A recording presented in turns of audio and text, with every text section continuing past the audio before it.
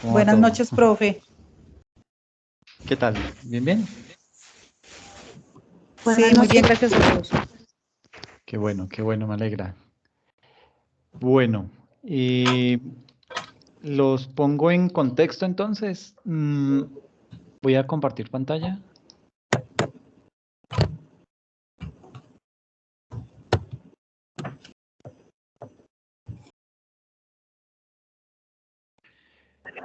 Bueno, entonces, sucede que nosotros dentro de nuestro espacio académico de impuestos nacionales, yo me he enfocado en tratar de, digamos que, de desarrollar un ejercicio de declaración de renta. ¿Listo? Este ejercicio resulta ser largo, resulta tener mucha arandela, por ponerle un adjetivo, pero vamos a estar rotándonos con este archivo de trabajo. Esto es un archivo en Excel que tiene muchas pestañas, ¿sí? Pero el objetivo es empezar a mirar con base en esto cómo empezamos a trabajar cada una de eh, de las temáticas que hay que tener en cuenta para poder hacer una declaración de renta personas jurídicas. ¿Listo? Entonces, eh, el propósito es, en principio, este documento se los voy a compartir.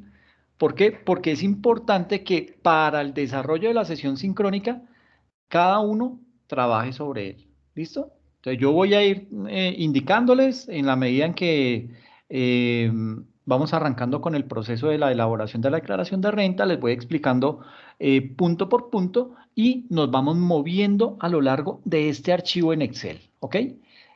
Está lo más claro posible, es muy grande, tiene, ya ni me acuerdo cuántas pestañas tiene, pero digamos que está toda la información ahí representada. Y de aquí lo que vamos a hacer es empezar a mirar partidas para comenzar a hacer la conciliación fiscal y mirar qué cifra es la que nos vamos a llevar para nuestra declaración de renta. ¿Listo? Eso es importante. Entonces, este archivo se los voy a compartir, por favor. Esto es archivo de trabajo, no lo vayan a rotar. Esto es para que nosotros podamos trabajar. Y como les digo, a lo largo de de la sesión, pues vamos a estar explicando, yo les voy explicando cada una de las partidas, pero para que ustedes tengan como guía ese archivo, ¿listo? No lo vayan a botar, no vayan a tenerlo por ahí, lo voy a subir más bien a la plataforma, como para que quede ahí, si alguien se le refunde, pues entra y lo descarga, es pesadito, entonces por favor, pues para que lo podamos ir trabajando bien. Esa parte es larga, ¿sí? Yo creo que nos gastamos un buen tiempo, pero el propósito y esa es la meta de este curso es aprender a elaborar una declaración de renta. ¿Listo? Le vuelvo y digo, esto requiere mucha lectura. Si este tipo de ejercicio no se complementa con cambios en la normativa, con todo lo que está pasando con la aplicación de la reforma tributaria y todo eso, pues digamos que vamos a quedar en las mismas. Y aparte, pues el próximo año o a finales de este año ya viene otra reforma tributaria, entonces esto puede llegar a tener algún tipo de alteración o cambio. Entonces, siempre vamos a tener que estarnos actualizando, muchachos. Entonces, la invitación es a eso, a que lean temas de lo que es la declaración de renta, personas jurídicas, que ha cambiado y con base en eso, pues ese va a ser nuestra primera sesión. No esta, sino la siguiente. Vamos a hablar acerca de qué cambió en la reforma tributaria y que le pega, bueno, que toca a la declaración de renta de personas jurídicas. ¿Listo? Y nos metemos de lleno con el desarrollo del ejercicio, ¿ok? ¿Les parece esa metodología o tienen algún reparo frente a eso?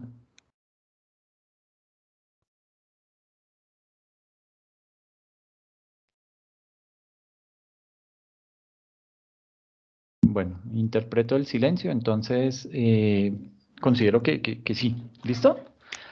Bueno, entonces el día de hoy vamos a dar un poco de contexto de la situación en que se encuentra nuestro país y por qué el recaudo de impuestos y específicamente el de renta y el del IVA, ¿por qué son tan importantes a la hora del gobierno nacional elaborar su propio presupuesto general de la nación? En ese orden de ideas, entonces, voy a darles un poquito de contexto nomás y abordamos desde ya entonces el tema de lo que es la declaración de renta. Entonces, básicamente, vamos a ver lo que es, o sea, cómo está estructurado a nivel de la nación perdón, ¿me pueden confirmar si están viendo la presentación? Sí, profe. Sí, profe. Ok, muchas Sí, gracias. Sí, profe. señor. Sí, señor. Muchas gracias. Sí, profe. Entonces, ok, gracias. Entonces, digamos que tenemos que arrancar por comprender que el régimen impositivo en nuestro país, en nuestro sistema colombiano, pues presenta principalmente tres tipos de impuestos según el nivel territorial. Entonces tenemos los impuestos nacionales, renta, IVA, impoconsumo, etcétera, etcétera. Tenemos lo que son los impuestos departamentales y los municipales, ¿ok? Los impuestos nacionales, digamos que eh, son, digamos que los principales impuestos del orden nacional, ¿ok? ¿Y por qué son los principales? Porque es que esos son los que paga todo colombiano y los recauda directamente la DIAN. Entonces, es la DIAN la que se encarga de recoger esos dineros y de entregárselos después al gobierno nacional para que el gobierno distribuya eso en vía presupuesto general de la nación, ¿ok? Entonces, esa es, a grandes rasgos, pues un poquito la metodología que se utiliza al interior del país. ¿Para qué? Para poder ejecutar ese tipo de presupuestos. ¿Cómo está conformado ese tipo de presupuestos? Pues muy sencillo, hay simplemente unos ingresos corrientes, es decir, hay unos ingresos y unos gastos. Eso es lo que conforma un presupuesto. ¿Y los ingresos cómo se dividen? Los ingresos están divididos en unos ingresos corrientes y unos recursos de capital. ¿Ok? Esa es la principal conclusión a la que podemos llegar. Es la forma en la cual está distribuido esos ingresos. ¿Qué pasa después? Pues esos ingresos corrientes tienen una subdivisión. Esos ingresos corrientes se clasifican en ingresos tributarios, en no tributarios y en otros aportes. Esto me conforma esos ingresos corrientes, ¿ok? Y los recursos de capital, por otro lado, son recursos del balance, recursos del crédito y establecimientos públicos. ¿Qué es eso de recursos del balance? Pues es todo aquello que está destinado, es decir, las utilidades que genera las empresas del Estado, ¿ok? Entonces, y recursos del crédito, pues obviamente, cuando esto no alcanza, que es lo que siempre pasa, pues, ¿qué le toca al gobierno? Echar mano al endeudamiento. Y eso es lo que ahorita nos tiene en la situación en la cual estamos, ¿ok? Entonces, ya teniendo claro lo que son esos ingresos corrientes y lo que son esos recursos de capital, y ahorita lo vamos a ver en el presupuesto para el 2022, cómo estos recursos del crédito afectan directamente este rubro de los ingresos y qué nos espera de aquí en adelante. Porque lo interesante de esto es empezar a mirar a futuro qué tanto nos puede llegar a afectar este tipo de decisiones que ha tomado el gobierno nacional. ¿Ok? Eh, digamos que enfocándonos específicamente en lo que es en lo que son los ingresos corrientes, es decir, los tributarios, los no tributarios y otros aportes, pues digamos que podemos empezar por determinar que los ingresos tributarios eh, son aquellos, bueno, se dividen en unos impuestos directos y unos impuestos indirectos, ¿ok? Esos impuestos directos son ese tipo de impuestos que recaen sobre la renta de las personas, sobre el ingreso y la riqueza de las personas, tanto naturales como jurídicas, en el territorio nacional. No pueden ser trasladados a otros entes económicos. Entonces eso llega directamente a la DIAN. Y por su parte, los impuestos indirectos son aquellos gravámenes que recaen sobre el tipo de actividad realizado y pueden ser trasladados a otros actores económicos y no recaen sobre la renta ni sobre el ingreso o la riqueza de las personas. Entonces aquí tenemos ejemplos de estos dos tipos de impuestos, el predial, el impuesto de vehículos, el de industria y comercio, espectáculos, IVA, etcétera, etcétera. Entonces digamos que ese es el principal rubro de ingresos que tiene la nación, todo lo que tiene que ver con la parte tributaria, ¿listo? Y básicamente ese rubro, casi que más del 60% lo cubre el impuesto de renta y el impuesto al IVA, ¿ok? De estos ingresos tributarios. Entonces, imagínense la carga tan dura que se tiene solamente depositada en esos dos tipos de impuestos. No significa que el resto de impuestos no tengan una participación significativa o de pronto algunos mucho más que otros, pero digamos que esto, ¿a qué lleva? A que el gobierno tenga que empezar a echar calle y decir, miércoles, no, no me está dando. El tema de los gastos cada vez sube más y no tengo cómo cubrir esos gastos y eso lleva a que yo me tenga que estar endeudando, ¿sí? No tengo cómo hacer inversión y para poder hacer inversión me toca endeudarme, o sea, no estoy haciendo absolutamente nada. Entonces, esa temática es la que tiene hoy en día el gobierno nacional y la que tiene al país en la situación en la cual se encuentra. Un país que digamos que está tratando de recuperar otra vez el, la credibilidad ante los mercados internacionales, un país que está sumido en una deuda externa muy alta, con una moneda muy devaluada y pues que nos tiene tal cual como lo vemos el día de hoy. Por su parte, los ingresos no tributarios se clasifican en todo lo que tiene que ver en tasas y derechos, en multas, contribuciones y transferencias. ¿Ok? Ahorita vemos por cada uno de estos rubros cuánto es lo que le ingresa a la nación, como para que tengan una idea mucho más clara. Entonces, por tasas y derechos, pues tenemos lo que compete al acueducto, al alumbrado público, al servicio de aseo, a los registros, etcétera, etcétera. Frente a multas, multas que impone el gobierno mismo, multas de planeación, multas de rentas o multas de tránsito. Contribuciones, temas de valorización por plusvalía, o las famosas contribuciones que le piden por valorización Santi, a las pásame el Zoom. familias. ¿Perdón? Pásame el computador. Pues no se va a funcionar. Entonces, pues básicamente hace parte de esas contribuciones, por ejemplo, esos cobros por valorización que le piden específicamente a un grupo de personas. Entonces, por ejemplo, acá en Bogotá, ¿qué pasa? Que el alcalde determina si va a construir una obra, entonces mide el impacto de a cuántas personas va a beneficiar y dependiendo lo cercano o lo distante que esté de esa obra que va a ser impactada y que va a impactar a ese grupo de personas, entonces le empiezan a cobrar una tarifa. Y esa tarifa, pues, resulta ser obligatoria para el pago de las personas. Eso hace parte de esas contribuciones. Y hay otras como las transferencias, participación del sistema general de participación, todo lo que tiene que ver con el sector eléctrico y las famosas regalías. ¿Ok? Y desde el punto de vista de otros aportes, pues ahí aparecen ese tipo de aportes que se hacen del orden nacional y departamental. Entonces, básicamente, esto es lo que llega por tema de ingresos totalmente discriminado al gobierno nacional. Ese es lo que llena el bolsillo del gobierno. ¿Listo? Y con eso es con lo que el gobierno tiene que empezar a suplir toda la parte de gastos. Entonces, la otra parte, eso eran los ingresos corrientes. Ahora, ¿qué pasa con los recursos de capital? Los recursos de capital, entonces, pues básicamente son esos, se dividen los recursos de balance en los recursos del crédito y en los establecimientos públicos. En recursos del balance, ¿qué hay? Esos famosos superávit fiscales que se tienen a nivel de las empresas públicas, que generan una utilidad. Entonces, usted ve cómo en época de la pandemia, en algún momento se empezaba a definir que, esperen que es que aquí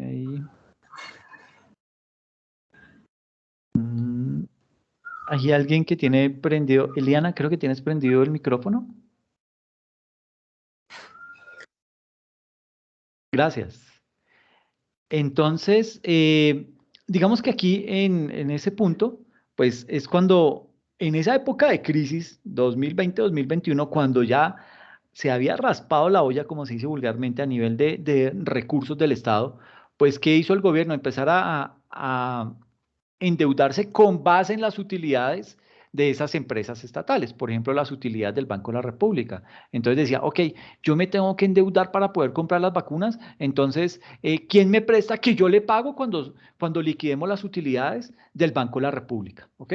Entonces, pues había entidades que decían, bueno, sí, yo sé que el Banco de la República no me va a quedar mal, entonces yo le presto esa plata y espero a que me llegue el recurso cuando empecé la distribución de utilidades y sé que eso es un dinero fijo que me va a llegar, entonces no voy a tener inconveniente. Y pues una tasa de interés pequeña. Lo mismo con Ecopetrol. Entonces, cuando Ecopetrol iba a distribuir utilidades, entonces, ok, ¿cuánto fue el superávit? ¿Cuánto hay que pagar a los socios? ¿Cuánto nos queda como nación? Y con base en eso comenzaba a endeudarse de nuevo el gobierno nacional. A eso hace referencia ese superávit. Todo lo que tiene que ver con la cancelación de reservas, recuperación de cartera. Por eso fue que el gobierno lanzó ese plan agresivo de empezar a generar amnistías para que las personas se pudieran poner al día en las obligaciones fiscales que tenían, con tema de impuestos ante la DIAN, con tema de impuestos distritales ante las secretarías de Hacienda, con multas, ¿ok? Multas de tránsito y todo eso. Entonces, eso hacía parte de esa recuperación de cartera, rendimientos financieros, ventas de activos y donaciones. A nivel de recursos del crédito, pues se tiene dos caminos. Cuando el gobierno tiene cómo endeudarse, es decir, cómo emitir títulos de deuda para que dentro del país los compren, pues muy chévere, ¿sí? Porque uno se está endeudando, es en pesos. Entonces, ok, al primero al que le cae el gobierno es a los fondos de pensiones. Ya, ustedes son mis amigos, yo soy su amigo, entonces por favor, cómpreme estos títulos que yo le repongo esa plática después y usted me ayuda y yo lo voy ayudando después en el camino.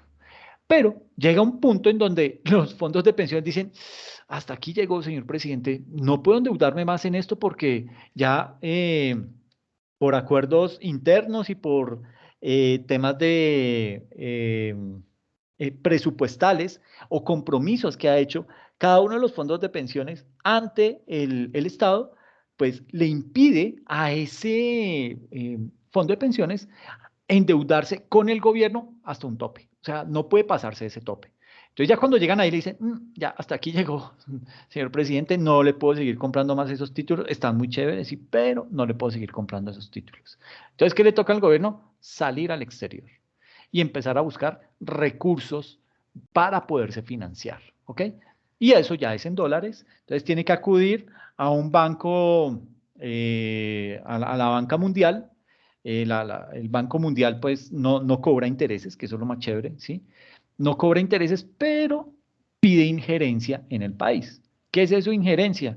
Pues le dice al señor gobierno, le dice, mire, usted sabe que yo le presto la platica que usted necesite, eso sí me va a decir en qué la va a gastar y cómo me la va a devolver, ¿sí? Pero usted sabe que yo no le pido, no le cobro intereses, entonces pues chévere, eso es un dinerito que le sirve y lo va a sacar del problema, ya.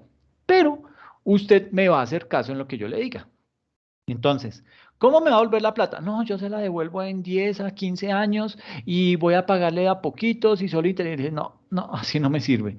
Usted sabe que esta no es plata mía del banco como tal, esto es plata de los socios, o sea, de los países más desarrollados que invierten por medio del Banco Mundial para que el Banco Mundial destine esos recursos a los países más pobres.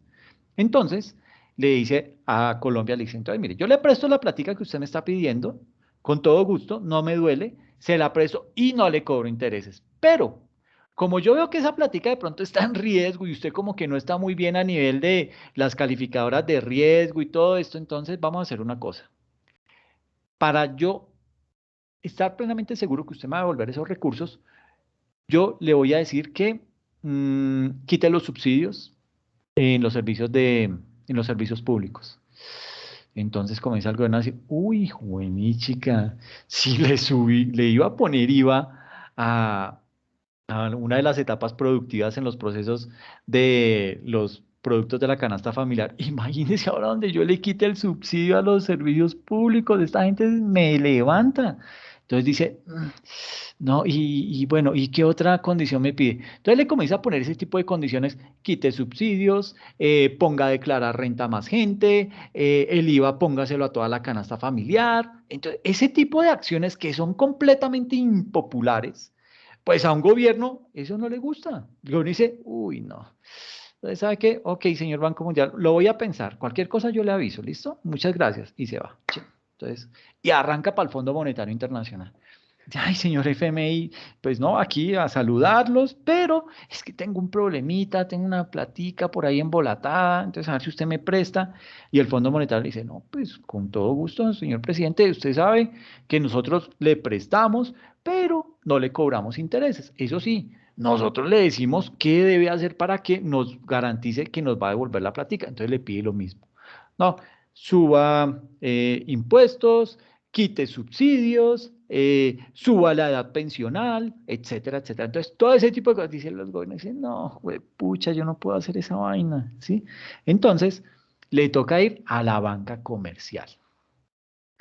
Eh, de pronto, pues puede ir por ahí a un BID, un Banco Interamericano de Desarrollo, de pronto este no le pone tanto problema, le presta, le cobra una tacita de interés y de pronto le dice, venga, métale la mano a tal cosita que eso está como complicado, o muéstreme usted cómo piensa, cuál es el plan a corto, mediano y largo plazo para incrementar sus ingresos, porque es que de la forma en la que está, pues no vamos a hacer nada. Es tal cual como una persona común y corriente. Imagínese usted, tiene una deuda grandísima con una entidad financiera y usted ya sus ingresos no le dan. Usted con todo lo que trabaja y se esfuerza y llega a un momento en el que, mi chica, no me alcanza. O sea, es que a veces se queda hasta sin palbús. Entonces, ¿usted cómo hace? Dice, no, o me aumentan el sueldo en donde estoy trabajando, cosa que es muy difícil, o me busco otro trabajo, ¿sí? Un trabajo adicional. O tal vez tratar de cambiarse uno de trabajo a uno en donde pueda obtener unos mayores beneficios, pero digamos que de pronto la opción más viable e inmediata es tratar de conseguirse un segundo trabajo que le genere unos segundos ingresos y de esa manera poder sopesar el nivel de endeudamiento que tiene hasta que salga de ese tema, ¿sí? Entonces, eso es lo que tiene que hacer Colombia, pero Colombia en este momento no está buscando esos mecanismos. Colombia está muy endeudada, está supremamente endeudada, pero no tiene un segundo empleo para poder echar mano de eso, no tiene otra fuente de ingresos para poder echar mano de eso, ¿sí? Y muchos miran, uy, pero el petróleo ahorita está en alza, el petróleo se supone que va a superar la barrera de los $130 a final de año y no sé qué, y si se más.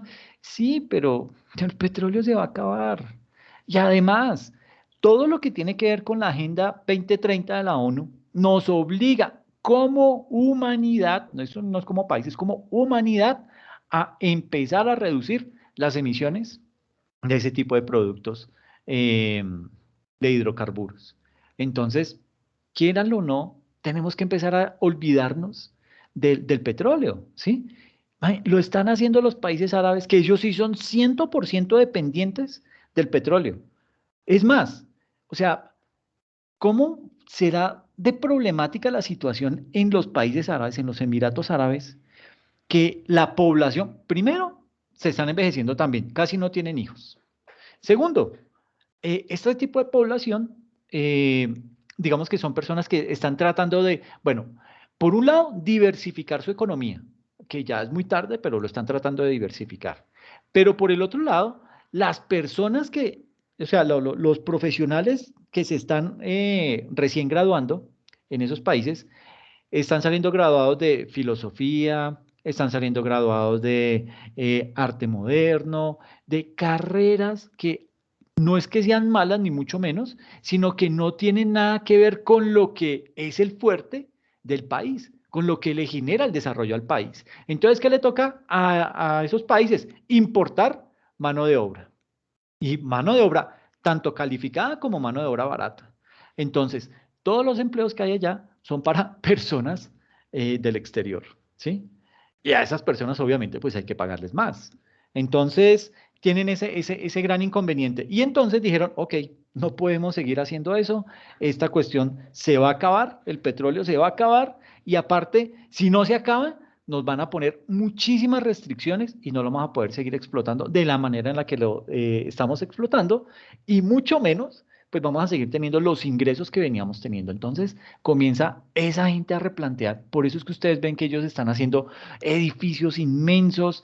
eh, eh, lo que es Arabia Saudita, ¿qué está haciendo? Está creando la ciudad más grande del mundo, que es una ciudad del tamaño de Bélgica, ¿sí?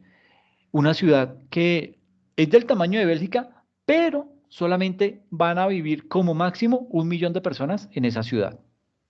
Entonces, haga de cuenta que es un resort, eh, es el PSG de los resorts, es un resort con esteroides, y básicamente en ese resort, pues van a vivir los más ricos del mundo, ¿sí? Entonces van a tener vehículos voladores al estilo de los drones que vuelan, van a tener, obviamente usted dirá, uy, pero qué mamera, entonces imagínese uno, si soy mujer y me voy para Arabia, entonces me toca ponerme un turbante y andar con la cara tapa, no, allá dicen, no, como esto es un punto multicultural e internacional. Entonces, aquí no aplican las reglas de nosotros, ¿cómo se llaman ellos? Musulmanes, o bueno, no sé, como la religión de ellos, que les prohíbe ese tipo de cosas. Entonces, allá a ellos les toca abrirse mucho al mundo, empezar a cambiar su mentalidad. ¿Para qué? Para que las personas decidan invertir en ese tipo de proyectos y de esta manera Arabia empiece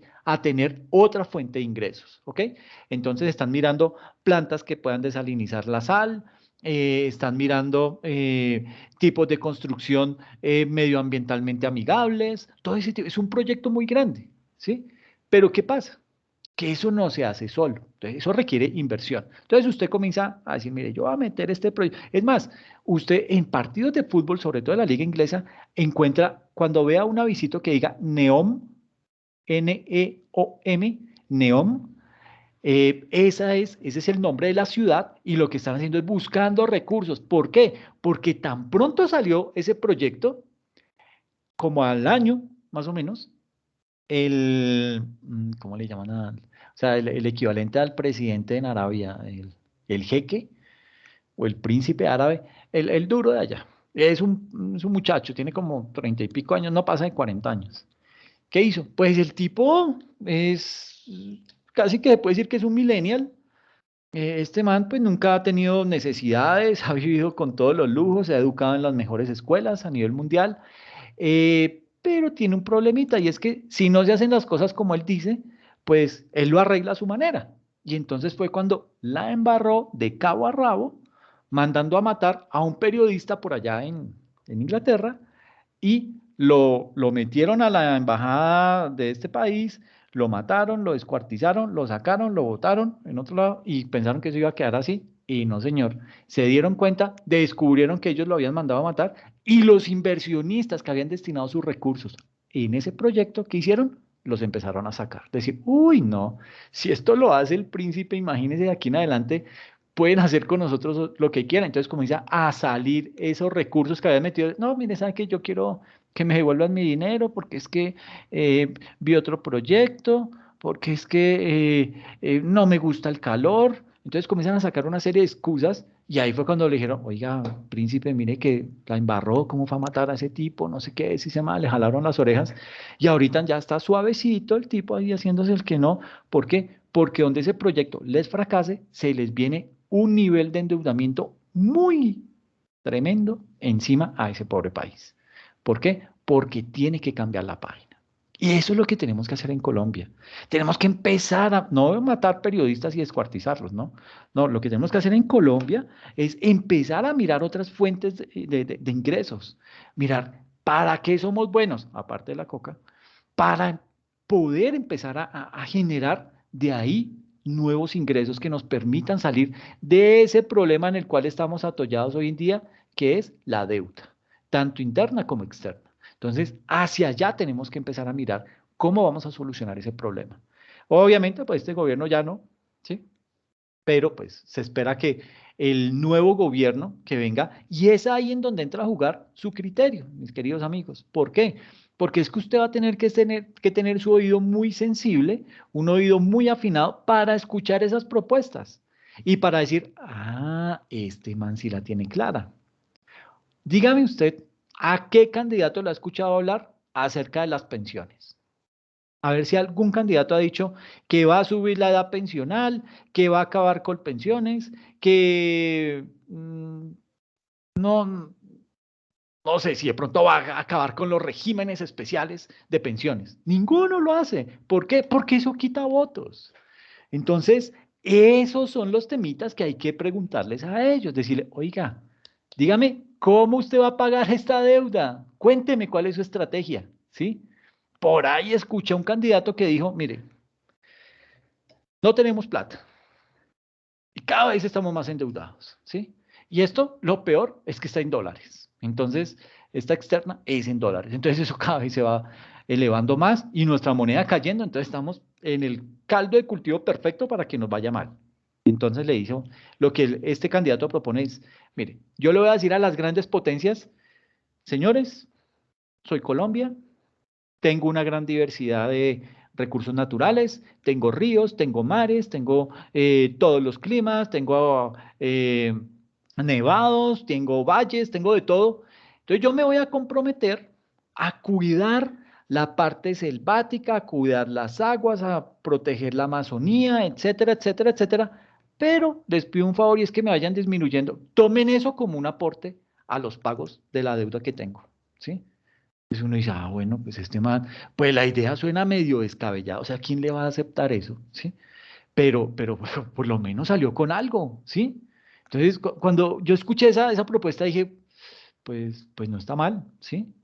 O sea, estos países ricos, sobre todo los europeos, pues ellos son como muy amigables del medio ambiente, pueden decir, oiga, sí me suena esa idea, ojalá saliera en el Brasil también la misma idea para que se pusieran todos de acuerdo los de la Amazonía y le metiéramos el hombro a ese tema y dejaran de, o sea, cuidáramos realmente lo que es esa selva y no permitir esas quemas tan inmensas que hacen y no pasa nada. Nadie sabe quién quemó. Después de un momento a otro que ve usted ahí en esos terrenos, pues ganado. Entonces, ¿quién los quemó?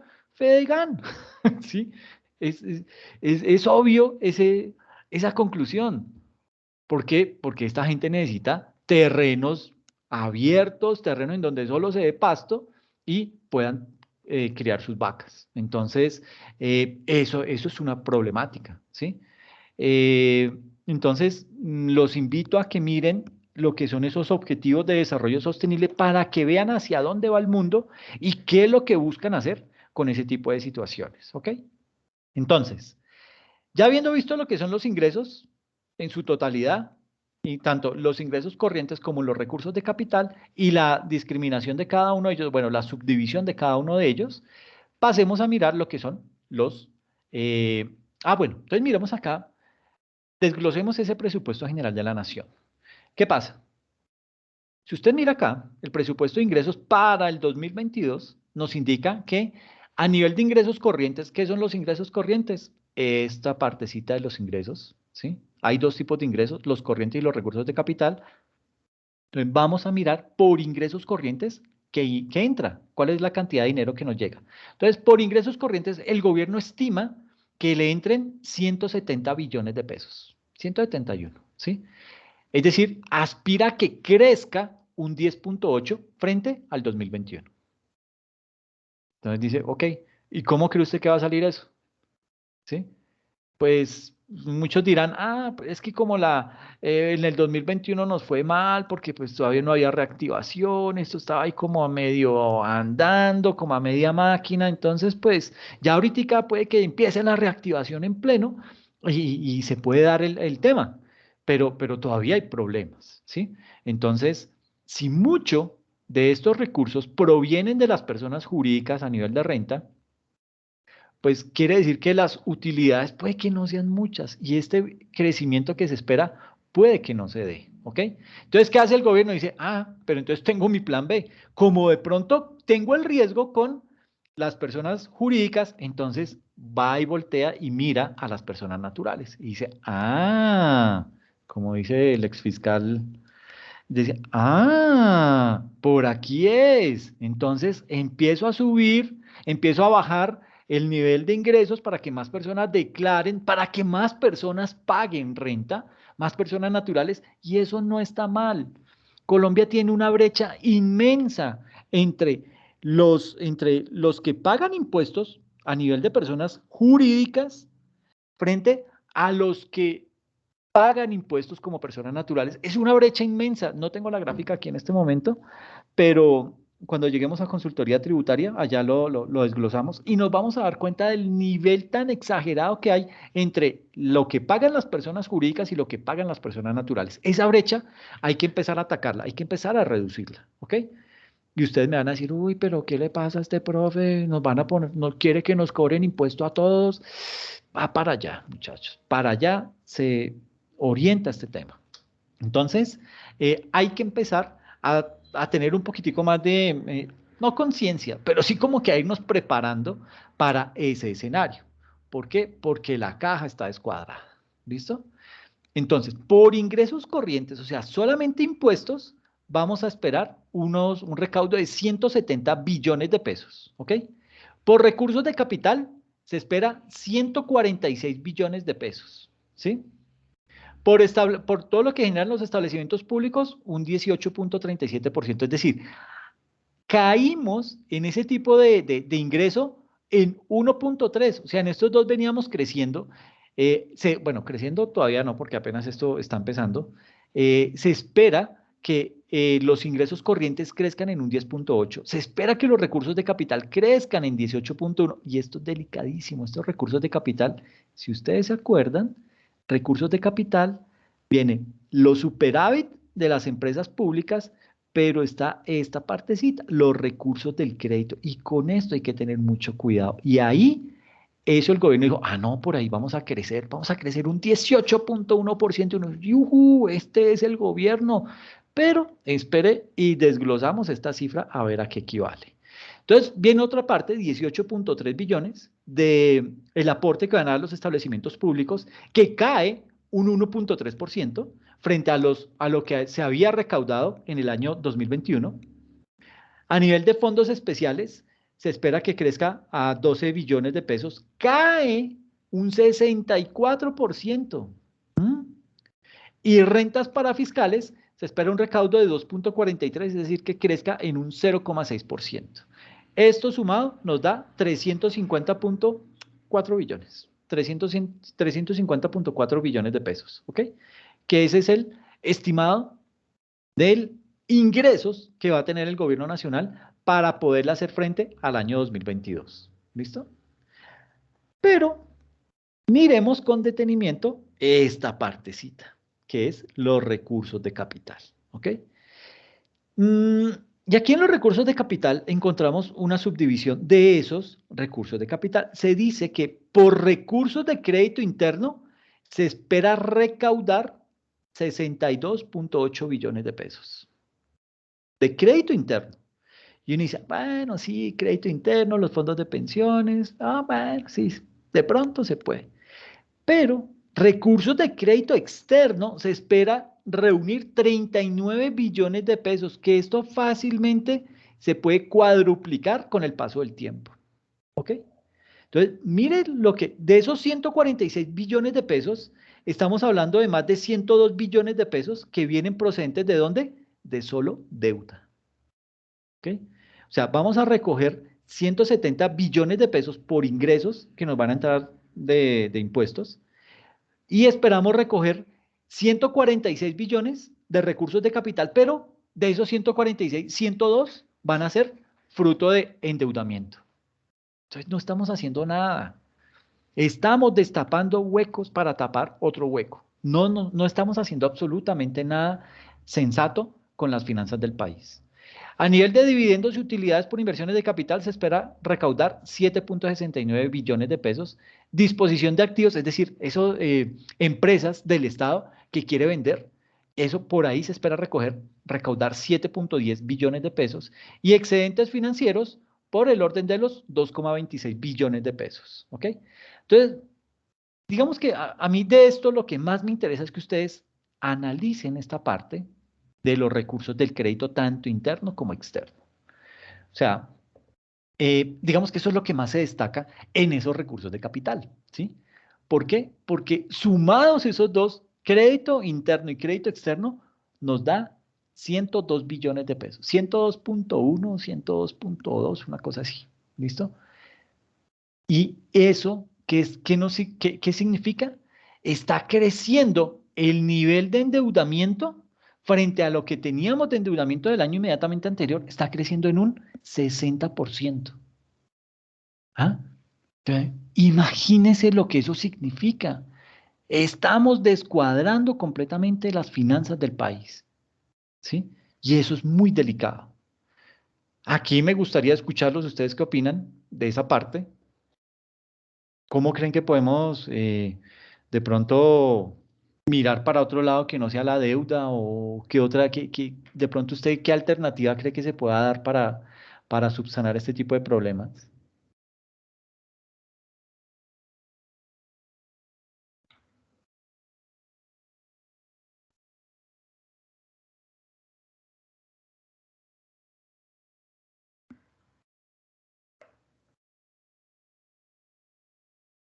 ¿Ninguno? Ok, entonces voy a preguntar, a ver quién me responde, porque es que eso que uno hable solo es muy maluco. Entonces, no le estoy pidiendo que sea acertado, deme su opinión, lo que usted considera, así abuelo de pájaro. A ver, de pronto, ¿qué piensa William? ¿Qué le parecen esas cifras? ¿Lo asustan? ¿Va a salir corriendo? O desde su óptica, usted como persona, ¿qué propondría para una ayuda a ese tipo de situación? Profe, pues es muy complicado ese tema en cuanto a las cifras que hay de endeudamiento. Sí, Pues la verdad,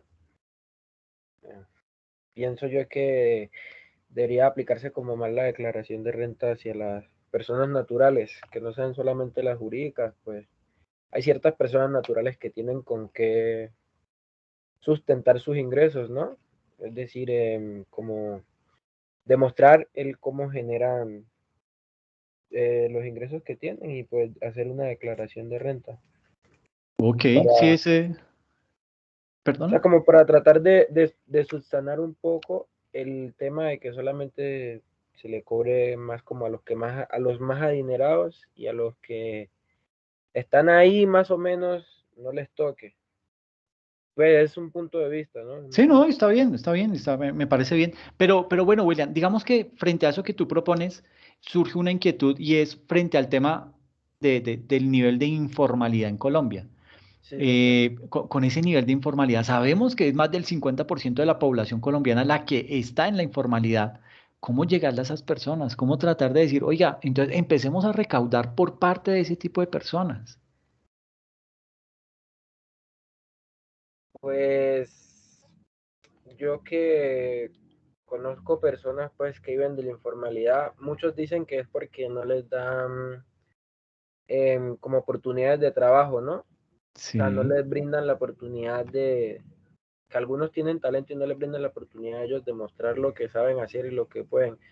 Entonces pienso yo que dándoles como lo que la oportunidad de que muestren lo que ellos dicen, a ver si se puede llegar a esas personas y a medida que vayan creciendo, pues se va aplicando el tema de la declaración de renta hacia cada una de ellas. sí, sí, digamos que ahí el tema, te agradezco mucho, William. Espérame, te voy a colocar. Recuerden que yo coloco puntos positivos por participaciones y esos punticos son los que hacen mella el día de tomar la decisión de quién queda eximido y quién no, ¿ok? Espérame, William.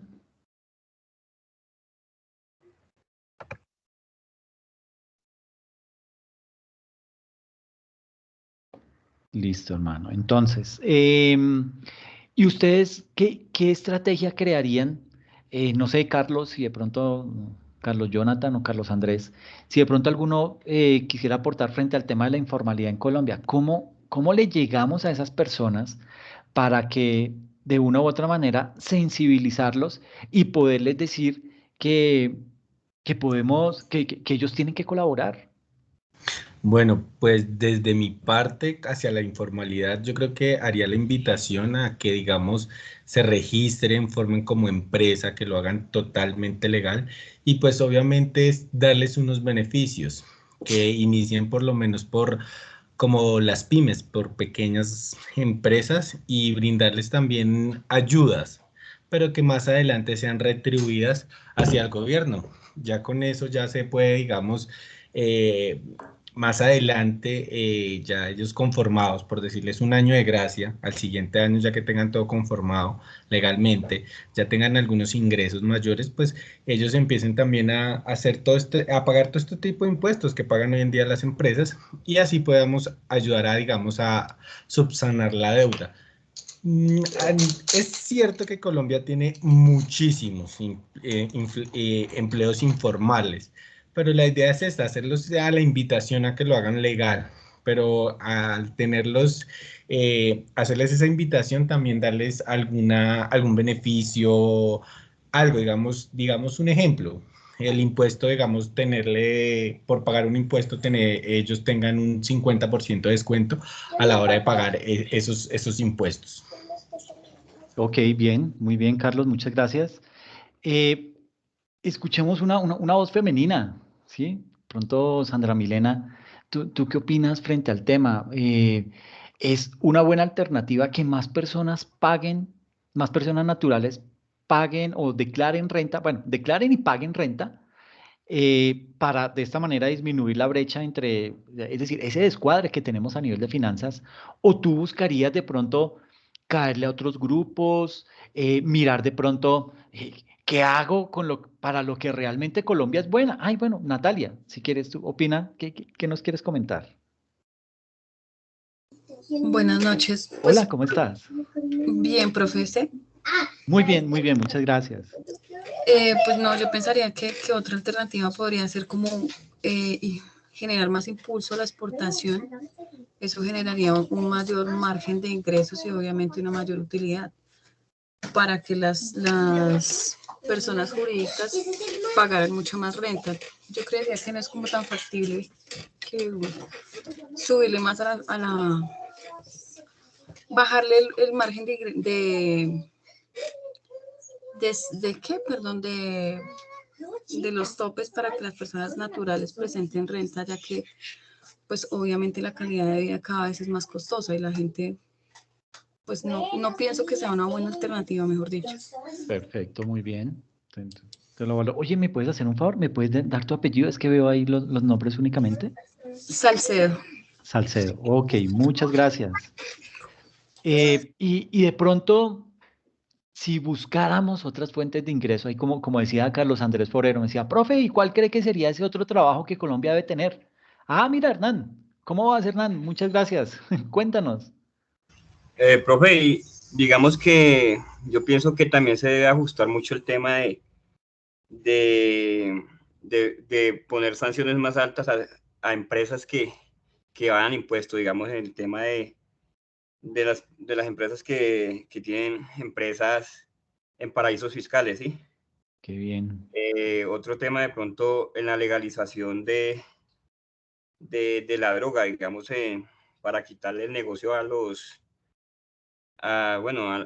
ilegales, ¿no? A los grupos ilegales, yo pienso que en el tema de la marihuana se ha visto una legalización, digamos, como en el tema medicinal, ¿no?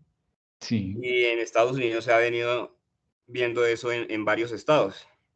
Entonces, no sé si eso puede generar, pues, que al gobierno le entre una cifra pues, en el impuesto mayor. Entonces, por ese lado, pues también pienso que se puede dar. Muy buen punto, Hernán. Muchas gracias. Tienes tu puntico, ¿no? Y Natalia también, Carlos y William. Cuéntanos, Aleida, ¿cómo vas? Hola, profe. ¿Qué Bueno, tal profe, todo? estoy de acuerdo. Bien, bien, gracias. Estoy de acuerdo también ahí con mi compañero de eso de la evasión de impuestos. Hay demasiadas empresas que tienen empresas ficticias solo por no pagar lo que es legalmente. Y otra cosa también sería como esto del tema de las importaciones que entran ilegales, no sé, debería haber como una forma de que la gente importe, pero pues que lo pueda hacer bien y no evadan todo, no evadan pues todo lo que implica esas importaciones, porque pues usted sabe todo eso que recoge la DIAN de importaciones ilegales, de contrabando y de todo eso. Esa sería como ponerle como una rienda a eso. Y otra cosa también sería de pronto darle como la oportunidad a la gente de crear una empresa, porque es que usted va a crear una empresa y le preguntan hasta de qué mal se va a morir usted primero para después darle la oportunidad de crear la empresa. ¿Sí? Entonces le ponen muchas trabas. Si usted no tiene dinero, si usted no tiene la plata para poder hacer todo ese montón digamos, de requisitos y cumplirlos y tener papeles y papeles y papeles, pues entonces la gente como que dice, ay, pero yo para qué voy a montar una empresa legalmente, pues trabajemos la informalidad que me va mejor. Y pues obviamente no vamos a pagar impuestos y nada, pero si la gente tuviera como la oportunidad de, eso es como cuando usted va a ir a trabajar y no tiene la experiencia, pero venga, le doy la oportunidad y adquiera la experiencia y muestre de qué está hecho usted. Pero pues si no le dan la oportunidad, pues nadie va a crear una empresa y siempre vamos a estar en la informalidad donde ganamos lo del diario, o no sé, algo más. Sí, exacto, sí, tienes toda la razón. ¿Y ustedes qué opinan de pronto de la corrupción? ¿Creen que por ahí podríamos hacer algo? Uy, sí, que saquen todos esos congresistas y les bajen un poco el salario. Ganaríamos harto, ¿sí o no, profe? Sí, pero no lo sacan, lo sacamos nosotros. Entonces nos toca Por nosotros eso, pues, mismos. bajemos el salario. Exacto, ese tipo de cosas, yo creo que ese sería un muy buen punto de partida. O sea, es increíble que día veía las cifras de lo que se gastaba en el orden mensual por solo gasolina en los vehículos de todos los congresistas, y es una suma que asciende casi a los 5.000 millones de pesos mensuales en solo gasolina para los señores, para la esposa, para los hijos, porque pues hay que protegerlos. Y uno mira que en países, y obviamente uno dice, bueno, sí, es que es Colombia, que hay violencia, esto se volvió a reactivar la violencia, no sé qué, el que iba a acabar con el acuerdo de paz lo hizo y eso se dañó completamente. Entonces, ese tipo de cosas uno dice, ok, ¿por qué en Europa no van, no tienen ese despliegue de escoltas ni nada de eso? Porque pues la seguridad de pronto allá es a otro nivel, no hay el tipo de problemática que estamos viviendo acá, pero sí hay que empezarles a controlar. Bueno, ¿por qué gastó tanto en gasolina? ¿Qué hizo? Si usted tiene que ir y venir, yo no le voy a cubrir lo de su viaje a La Vega o de su viaje a Girardot, no, eso ya es tema suyo y usted lo paga y usted mirará cómo lo hace. Entonces, ¿cómo empezar a controlar o a cerrar ese boquete que tenemos tan grande a nivel de corrupción? Porque es que la cifra es alta en lo que se pierde por temas de corrupción en el país. Por ahí, ¿qué podríamos hacer? Profe, yo soy de las que pienso que político que no es corrupto no es político. Así de simple. Llegue el que llegue, siempre va a haber corrupción. O entra sano y lo corrompen, o entra ya con la corrupción y se vuelve peor. Entonces, Pero no será, pienso que nunca va a haber alguien sano que vaya a hacer bien las cosas. Y el día que llegue a esa persona a hacer bien las cosas y acabar con todo eso, acaban primero con él. Porque aquí es la ley del que más tiene, la ley del que más pueda y la ley del que usted no sabe quién soy yo porque yo tengo plata y porque el primo del primo del primo es político. Entonces, sí, o sea, aquí quieren es como opacar o acabar con los que quieren de verdad llevar bien el país. Pero pues perfecto. uno puede luchar contra un país donde, digamos, el 70% sea corrupto y el otro 30%, o sea, acaban. No le veo como una salida, ¿sí? Y siempre he dicho y siempre he tenido como esa convicción o ese pensamiento de que político que no sea corrupto no es político. Y si se lanza a la política es porque ve alguna oportunidad de sacar su tajada, de sacar su porcentaje y de sacar un beneficio propio. Sí. Eso siempre va a ser así. Ok, Aleida, entonces tienes 2 punticos positivos por tu intervención. Miremos, Carlos Andrés, cuéntanos.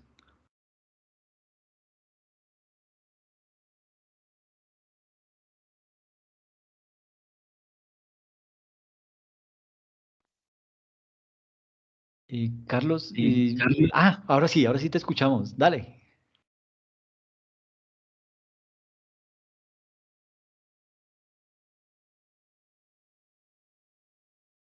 No, se te fue el audio.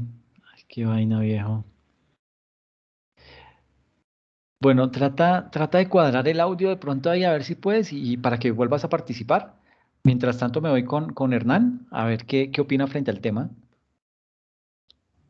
Profe, tocando el tema, otra forma de recaudar impuestos, no sé, yo pienso que las iglesias podrían dar un gran aporte, ya que ellas recaudan, pues, gracias a los feligreses, recaudan una gran suma de dinero por esa parte, ¿sí?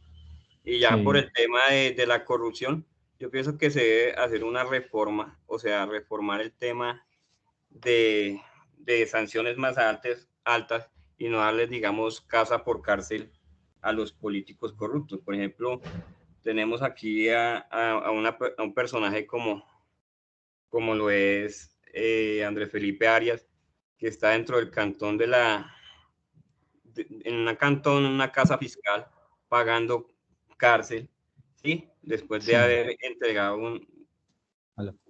pues una gran suma de dinero a personas que realmente no necesitaban este dinero, ¿sí? Lo legalizaron como subsidio, pero realmente se considera más como corrupción porque son pocos los que en este momento están disfrutando de eso, ¿sí? Perfecto, muy bien, Hernán. Otro puntico positivo, hermano, muchas gracias. Sandra, permíteme un momentico a ver si Carlos ahora sí ya tiene audio. ¿Ahí me escucha, profe? Uy, perfecto, hermano, qué diferencia. Ay, vea, nos emocionamos y se dañó.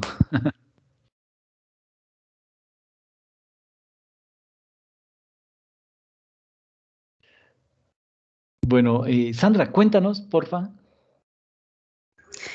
Buenas noches, ¿Cómo profe, sobre la estás? corrupción. Muy bien, gracias a Dios. Pues yo digo que nosotros mismos apoyamos eso, porque si los políticos montan un decreto, un artículo, no sé, nosotros apoyamos todo lo que ellos hacen, nunca alzamos una mano a decir que no vamos a hacer lo que ellos Exacto. dicen. Por ejemplo, lo que estamos viviendo ahora con el pico y placa. Si tú quieres sacar el carro, sácalo y paga 50.000. Si quieres sacar la moto, paga. Eso es corrupción. Entonces, ¿en dónde quedó lo del medio ambiente? Sí, exacto. Nosotros mismos apoyamos la corrupción. Sí, no, como que nos habituamos a eso y ya, Sí. bueno, sí, ya sabemos que antes pudo haber robado más, ¿no? Sí. Qué vaina, ahí sí nosotros estamos pecando también. Muchas Sí, gracias, profe. Sandra. Bueno. Gracias. Carlos, cuéntanos a ver si ya el último intento, a ver si ya te funciona. Profe, ¿ahí ya me escucha? Listo, hermano, qué bien. ¿Cómo vas? Sí. Sí, señor.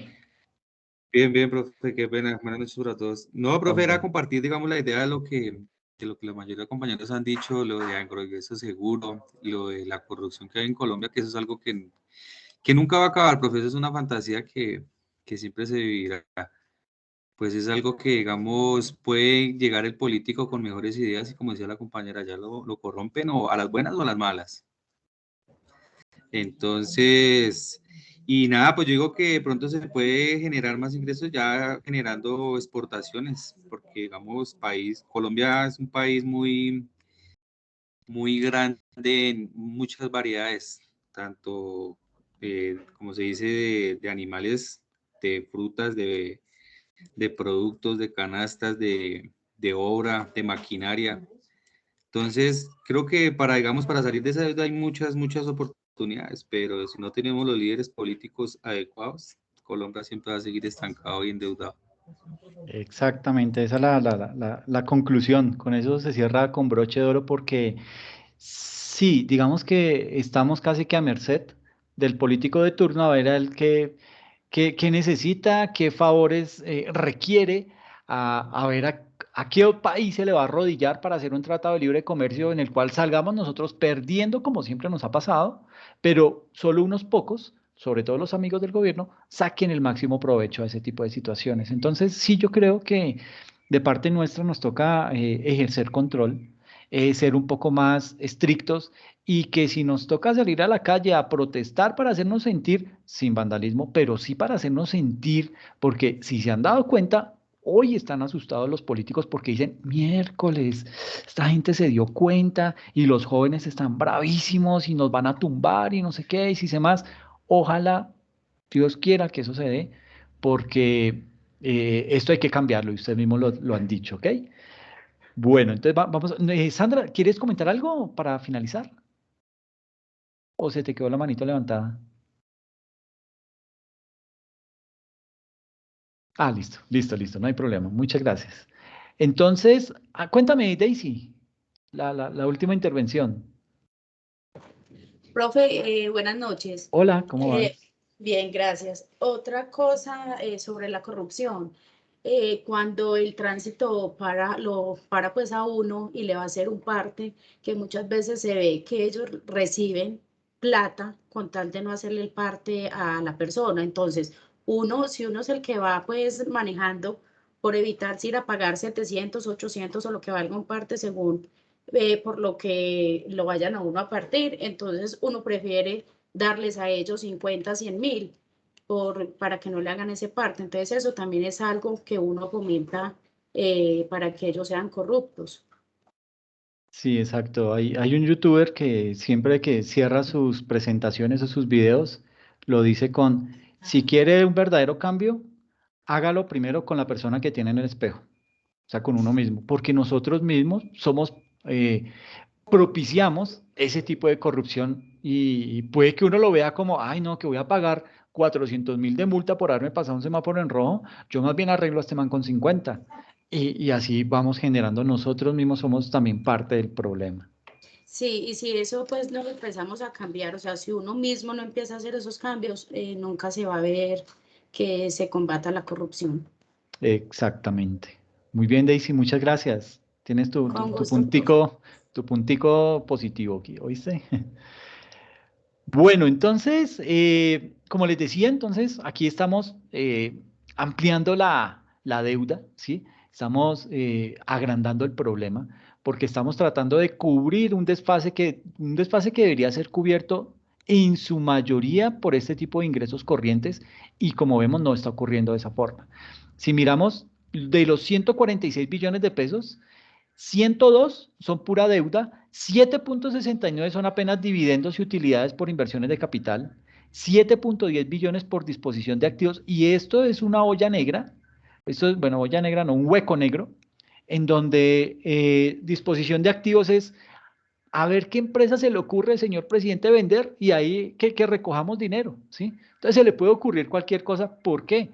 Porque cuando hicieron ese presupuesto, digamos que lo correcto hubiera sido que nos hubieran dicho, bueno, en este punto, disposición de activos, tenemos pensado vender tal empresa o vender tal cosa, ¿sí? Pero no lo dijeron nunca.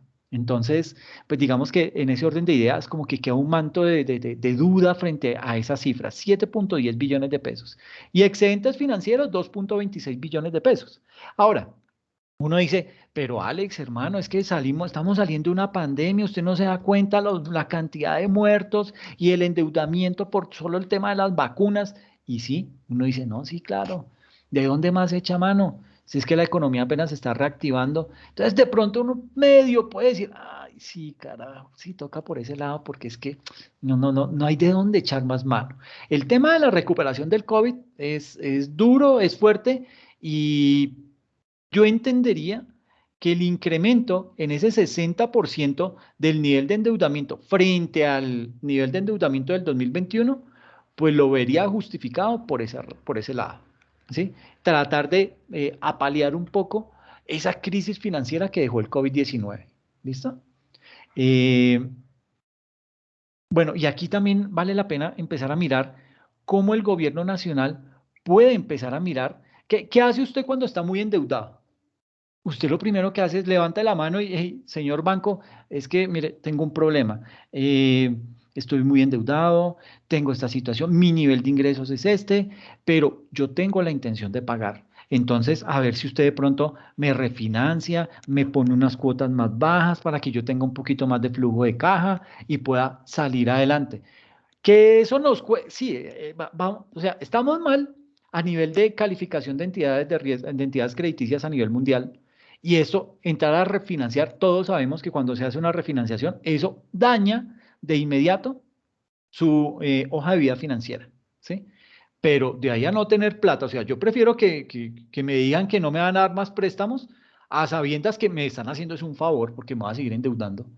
Y más bien digo, no, mire, sabe que yo pongo la cara, yo prefiero que usted me cierre, que no me dé más crédito, pero yo necesito empezar a pagar yo necesito quitarme este piano de encima, pero con esas cuotas tan altas me es imposible, entonces refináncieme, por favor, ¿sí?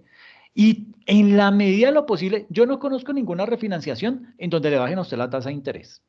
Pero como esto es entre gobiernos, como esto es entre países, pues de pronto algo se puede hacer o de pronto un intermediario por ahí que venga, sí, ayúdele a Colombia, hermano, mire, bájele la tasa de interés, ayúdelo, mire que son aliados, son buenos amigos, no sé qué, si sé más.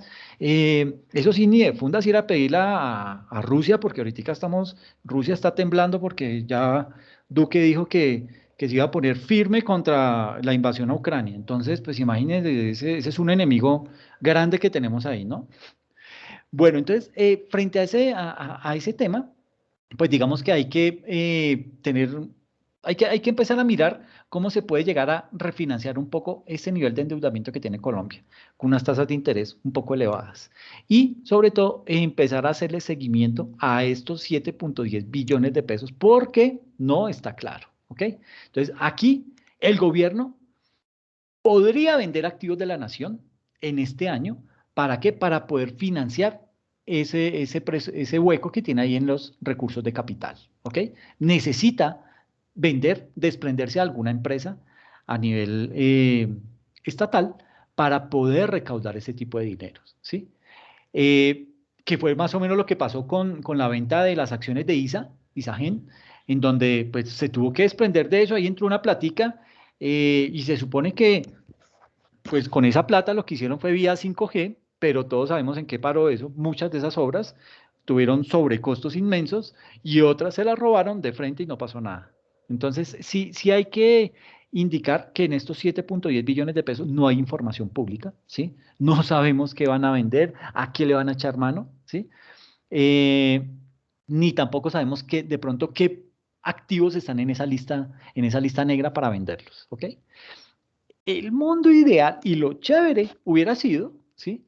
Que en ese debate que da el gobierno, cuando está mostrando el presupuesto general de la nación, cuando el ministro de Hacienda está mostrando ese presupuesto general de la nación, pues hubiese sido chévere que nos hubiera dicho, mire, nosotros proponemos vender tal empresa. ¿Será que sí? ¿Están de acuerdo? ¿O qué se puede hacer? ¿O denme otra idea? ¿Sí? No, está hizo calladito. Mm, por lo menos que nos diga, mire, yo pretendo vender tales y tales empresas, pero no, eso no se dio. Y además, el Congreso fue una alcahueta porque tampoco preguntó por esos 7.10 billones. Entonces, bueno, ¿y usted qué piensa vender? ¿A qué le va a echar mano, señor presidente o señor ministro? Cuéntenos, díganos qué es esos 7.10 billones, ¿de dónde los pretende sacar? ¿O es una cifra que se les ocurrió colocar ahí en el presupuesto? ¿Ok? Entonces, sí hay que mirar esa parte como con mucho más detenimiento para evitar problemitas a futuro. Y otra de las fuentes de financiación, pues viene por cuenta de los impuestos, ¿sí? Dentro de estos ingresos, el de mayor participación, aquí dentro de estos 170 billones de pesos, el de mayor participación, el que más aporta esos 170 billones de pesos, es el de renta, que se espera recaude 77 billones de pesos, ¿ok? Solo renta. Y es decir, eso implicaría que el recaudo por concepto de renta crecería un 12%, ¿listo? Luego viene el IVA, que se espera recaude 70 billones de pesos. Es decir, entre los dos, renta e IVA, se espera recaudar 147 billones de pesos.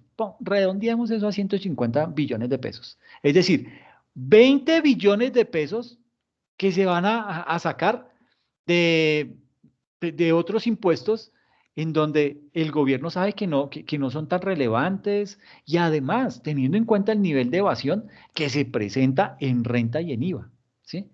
Pero con todo y eso, esos dos nomás soportan casi 150 billones de ingresos para el país. Imagínense donde se pusiera firme a hacerle seguimiento al resto de impuestos para ver quién está evadiendo, para ir detrás de ellos, cobrar, hacer cacería, etcétera, etcétera, etcétera.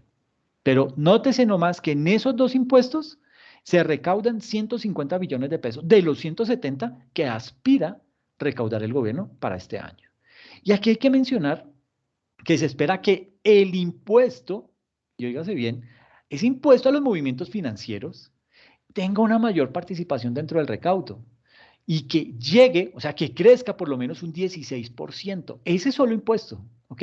Es decir, aspira el gobierno a que este año, por concepto de gravamen a los movimientos financieros, se generen 10.1 billones de pesos, ¿ok? Y ese es el impuesto más suave que gana, es decir, esa es la plática más fácil que se gana el gobierno nacional, 10 billones de pesos. ¿Cómo? Pues mis amigos del sector financiero se encarga de recaudar ese dinero y después me lo gira. Y yo no tengo que estarme desgastando con, ay, que declare, que pase, que vamos a crear el formulario tal, que nada, mis amigos son los que me devuelven ese dinero y yo ya después lo tengo aquí. Por eso es que ese impuesto es muy difícil que lo tumben, porque al gobierno no le cuesta un solo peso recaudar ese tipo de, y es una gran cantidad, mire, 10 billones de pesos. Yo quiero ver si Catherine Miranda puede llegar a tumbar eso. Pero dígame, si a usted eso no le cuesta nada, ¿usted lo dejaría? Cero. Usted sigue detrás de eso. Entonces, digamos que también dentro de estos 170 billones de pesos, pues básicamente ahí estaríamos hablando de ya otras, lo que popularmente se dice, esas otras chichiguas, irían por concepto del régimen simple de tributación, en donde se aspira a recaudar más o menos unos 400.000 millones de pesos, ¿sí? Por impuestos de aduanas, ahí ya se siente un poquito más, se subiría más o menos a unos 4 billones de pesos, ¿sí? Por temas de turismo, sería unos 165 mil millones de pesos. Y por impuesto al consumo, unos 2.2 billones de pesos. Entonces, mire la importancia, mire lo delicado o lo sensible que es el presupuesto nacional. ¿Por qué? Porque de la mayor fuente de ingresos, estos ingresos recaen en su gran mayoría en dos impuestos, renta e IVA. ¿Ok? Entonces, eso es malo porque, vuelvo y digo, nos va a pasar como los árabes. No estamos diversificando esos ingresos, ¿sí? No estamos teniendo otra fuente de ingresos así de fuerte.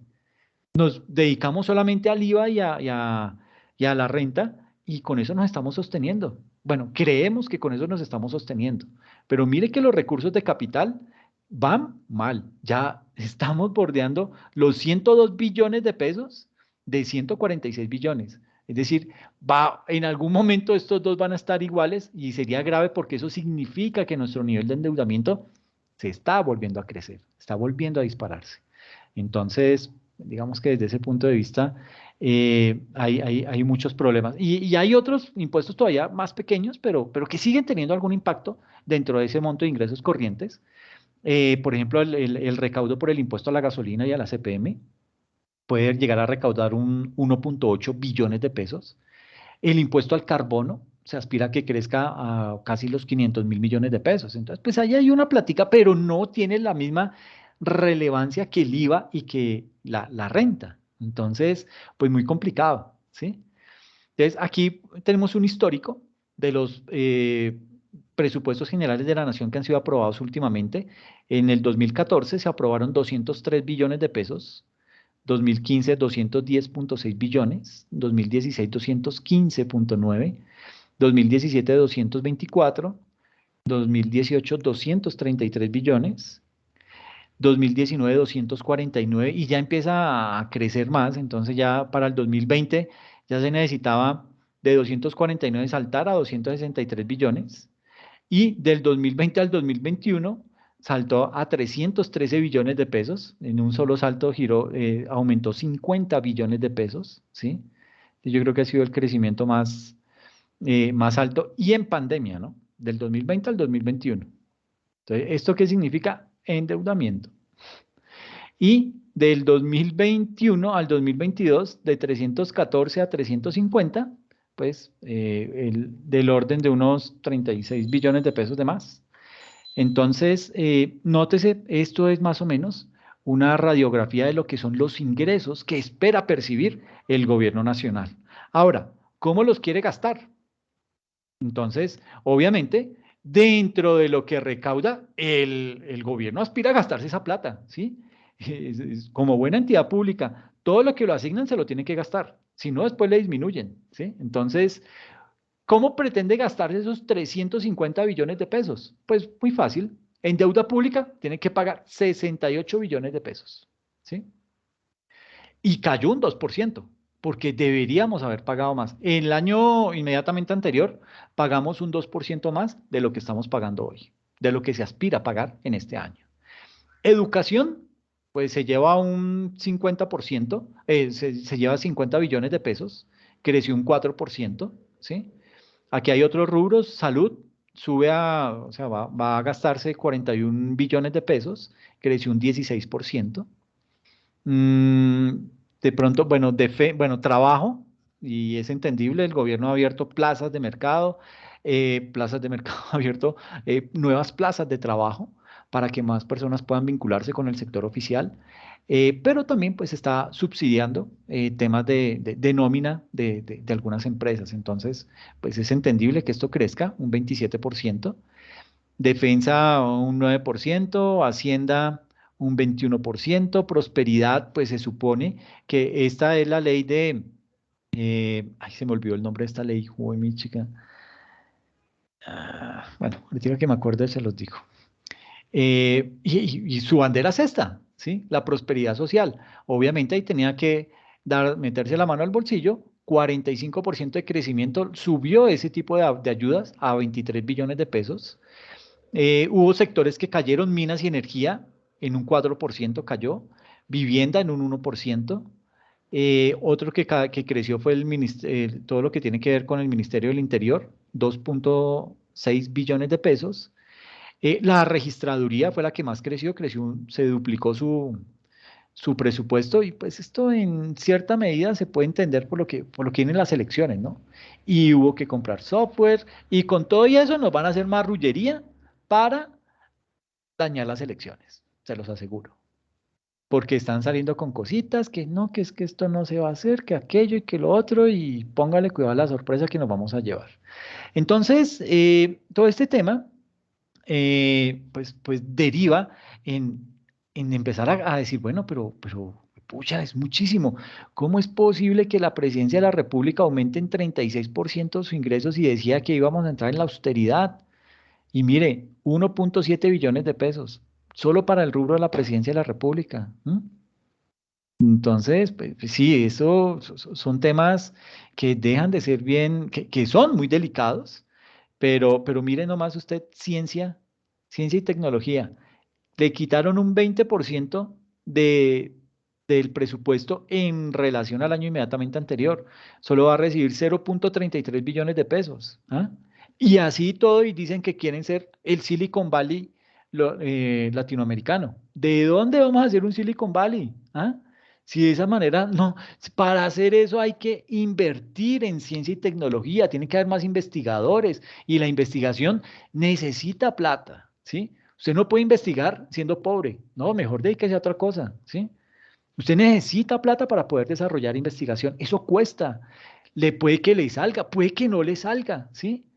Pero no hay plata para ciencia, no hay plata para tecnología, y mucho menos va a haber plata para innovación. Entonces, esto es crítico, esto es un panorama de cómo nos vamos a gastar la plata, ¿sí? Pero crítico el tema de ciencia y tecnología. Esperemos que esto de la registraduría funcione, pero ya con la alerta que puso el registrador de que faltan 5 millones de habitantes, sí, los muertos que quiere poner a votar.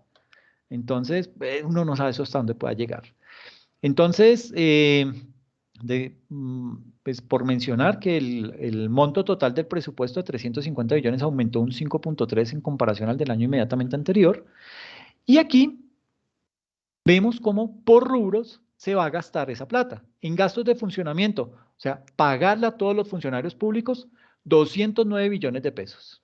O sea, recaudamos 170 billones de pesos para gastarnos 209 billones de pesos. ¿Mm? O sea, estamos descuadradísimos, ¿sí? Esto no tiene, no tiene presentación. Servicio de la deuda, o sea, lo que le estamos pagando a los créditos que tenemos en el exterior y aquí a nivel nacional. 71.7 billones de pesos. Y a nivel de inversión apenas se va a invertir 69.6 billones de pesos. ¿Mm? Entonces, pues bajo este panorama, las cosas realmente no es que pinten muy bien para nosotros como colombianos, ¿ok? Eso, pues por este lado, yo esta partecita siempre la toco, algunos ya de pronto la habrán visto en algunas otras sesiones, pero me gusta tocar esta parte para darles un poquito de contexto de qué ha venido pasando a lo largo de la historia de nuestro país. Sucede que siempre en nuestro país, cuando ha habido déficit, es decir, que son más altos los gastos que los ingresos, a eso se llama déficit. Cuando ha habido déficit en el país, siempre se ha cubierto con impresión de dinero, ¿ok? Entonces, básicamente, en el quinquenio del 60 al 65 del milenio pasado, pues tuvimos una crisis, los ingresos cayeron fuertemente, ¿sí? ¿Y qué hubo que hacer? Pues digamos que cuando los ingresos caen, pasa lo que nos está pasando ahorita, el nivel de endeudamiento crece, ¿ok? Entonces nos tenemos que endeudar, ¿para qué? Para poder suplir las necesidades del Estado.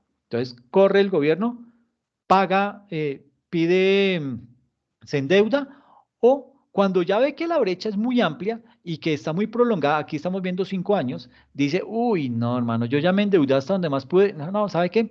Ay, coge el teléfono, llama, señor Banco de la República, imprímase ahí tantos miles de millones de pesos que necesitamos, hermano, y salimos de este problema, y le inyectan ese billete a la economía. Entonces, pum, aquí se equilibra. O sea, que uno dirá, no, es que fue que aumentaron los impuestos, cero. Aquí lo que hicieron fue imprimir dinero y se lo inyectaron a la economía y eso hizo que los gastos se equipararan a los ingresos. Y entonces aquí todo estuvo chévere, del 65 al 70, ¿listo? Pero volvió a descuadrarse el tema, volvió y pum, creció otra vez déficit, fue mi chica. ¿Y qué pasó?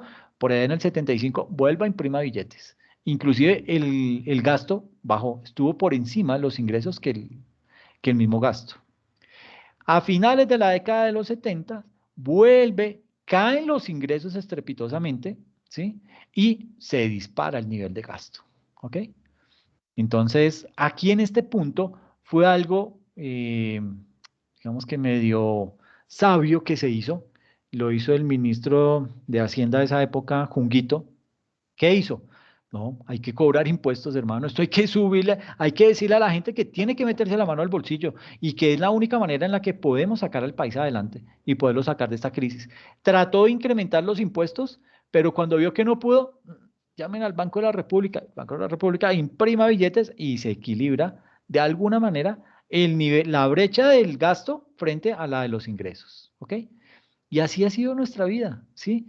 Ay, que me volví a descuadrar. Banco de la República imprima hasta que le llegó su tate quieto con la Constitución del 91, en donde la Constitución dijo, señor Banco de la República, usted no está para hacerle mandados al gobierno, usted no está para contestarle las llamadas al gobierno y cada quien le diga que imprima billetes, usted corre a imprimirlo. Usted es independiente. Usted no tiene por qué estar bajo la subordinación de la presidencia. No, señor, usted es un órgano totalmente diferente y usted lo que tiene que cuidar, su función principal es vigilar la política monetaria y la política fiscal del país. A eso es a lo que usted tiene que dedicar. Entonces, de una, ¿qué hicieron? ¿Dónde está la caja de la imprenta? ¡Chum! Empacaron esa caja, botaron la tinta y no hay más impresión de billetes. A ver, señor presidente, ¿usted cómo va a hacer con esto? Llega don Gaviria, todo emocionado, y se encuentra con que el Banco de la República ya no está bajo su subordinación. Entonces, ¿qué pasó? Comienza el gasto a dispararse. Pero comienza a dispararse, no porque sea un estado derrochón, ¿no? Sino porque la misma Constitución del 91 trajo muchos derechos para la ciudadanía. ¿Y eso qué hizo? Que el gobierno tuviera que meterse la mano al bolsillo para cumplir con esos derechos para con los ciudadanos, ¿ok? Entonces, obviamente el nivel de gasto se disparó desproporcionadamente y el nivel de ingresos tributarios no creció en la misma medida. Por eso esta brecha, ¿ok? Básicamente ustedes me dirán, pero entonces la culpa fue de la Constitución. Y yo le digo, pues sí, fue la Constitución la que hizo que se disparara el nivel del gasto en nuestro país. Y como ya no había Banco de la República que nos imprimiera billetes, entonces aquí ya era a punta de impuestos. A ver, ¿cómo recaudamos? ¿Qué hacemos? No sé qué. Pues nada, mire a ver usted cómo empieza a recaudar más impuestos porque desafortunadamente ya no tiene cómo imprimir dinero por parte del Banco de la República. Entonces, esta brecha es bien importante por eso, hay que tener presente y nótese, bueno, eso lo vamos a ver más adelante. Entonces, el aumento del gasto fue un aumento sin precedentes luego de la Constitución del 91. El gasto aumentó, pero los impuestos no crecieron a la misma tasa. En los 60s, en los 70s y en los 80s, el déficit se pagó con emisión de dinero. Banco de la República imprime billetes, Banco de la República imprime billetes, Banco de la República imprime billetes, etc. Y luego de 1991 hacia adelante, el déficit se ha pagado con deuda doméstica y en menor medida con deuda extranjera.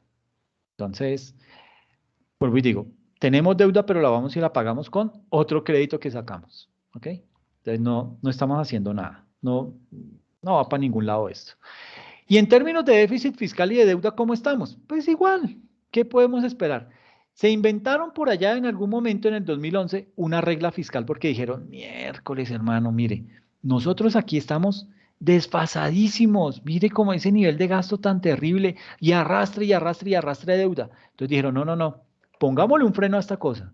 Por allá tuvo que ser una mujer sensata la que dijo, no, ya no más esa recocha. Hay que empezar a pagar las deudas y no seguirnos endeudando más. Entonces esa señora se inventó la regla fiscal. Y eso lo hizo mediante esta ley, la 1473 de 2011, que habla acerca de la implementación de esa regla fiscal, que se creó en el año 2011, pero empezó a regir un año después. Como que, sí, pero empecemos el próximo año, porque es que es como cuando uno va a estudiar, estudiamos, pero después de la peli, ¿sí? O no, estudiemos mañana, que es que hoy está como haciendo solecito y entonces dejémoslo para mañana. Entonces así fue acá. La regla fiscal, qué locha, le vamos a hacer eso ahorita, déjalo para el otro año y arrancamos con juicio. Entonces, ¿qué busca esa regla fiscal? Pues básicamente garantizar la sostenibilidad de la deuda pública y la estabilidad macroeconómica del país al establecer unas metas de déficit. O sea, ¿hasta dónde me puedo endeudar? Teniendo como parámetro el PIB. Entonces, ¿hasta dónde yo puedo llegar a tener un nivel de deuda pública? ¿Sí? Entonces, esa regla, ese comité de la regla fiscal lo que hace es eso, decirle, se reúne ese comité, que son como 8 o 9 personas, se reúne ese comité y dice, como regla fiscal determinamos que el nivel de endeudamiento para este año solamente puede ser del 2%.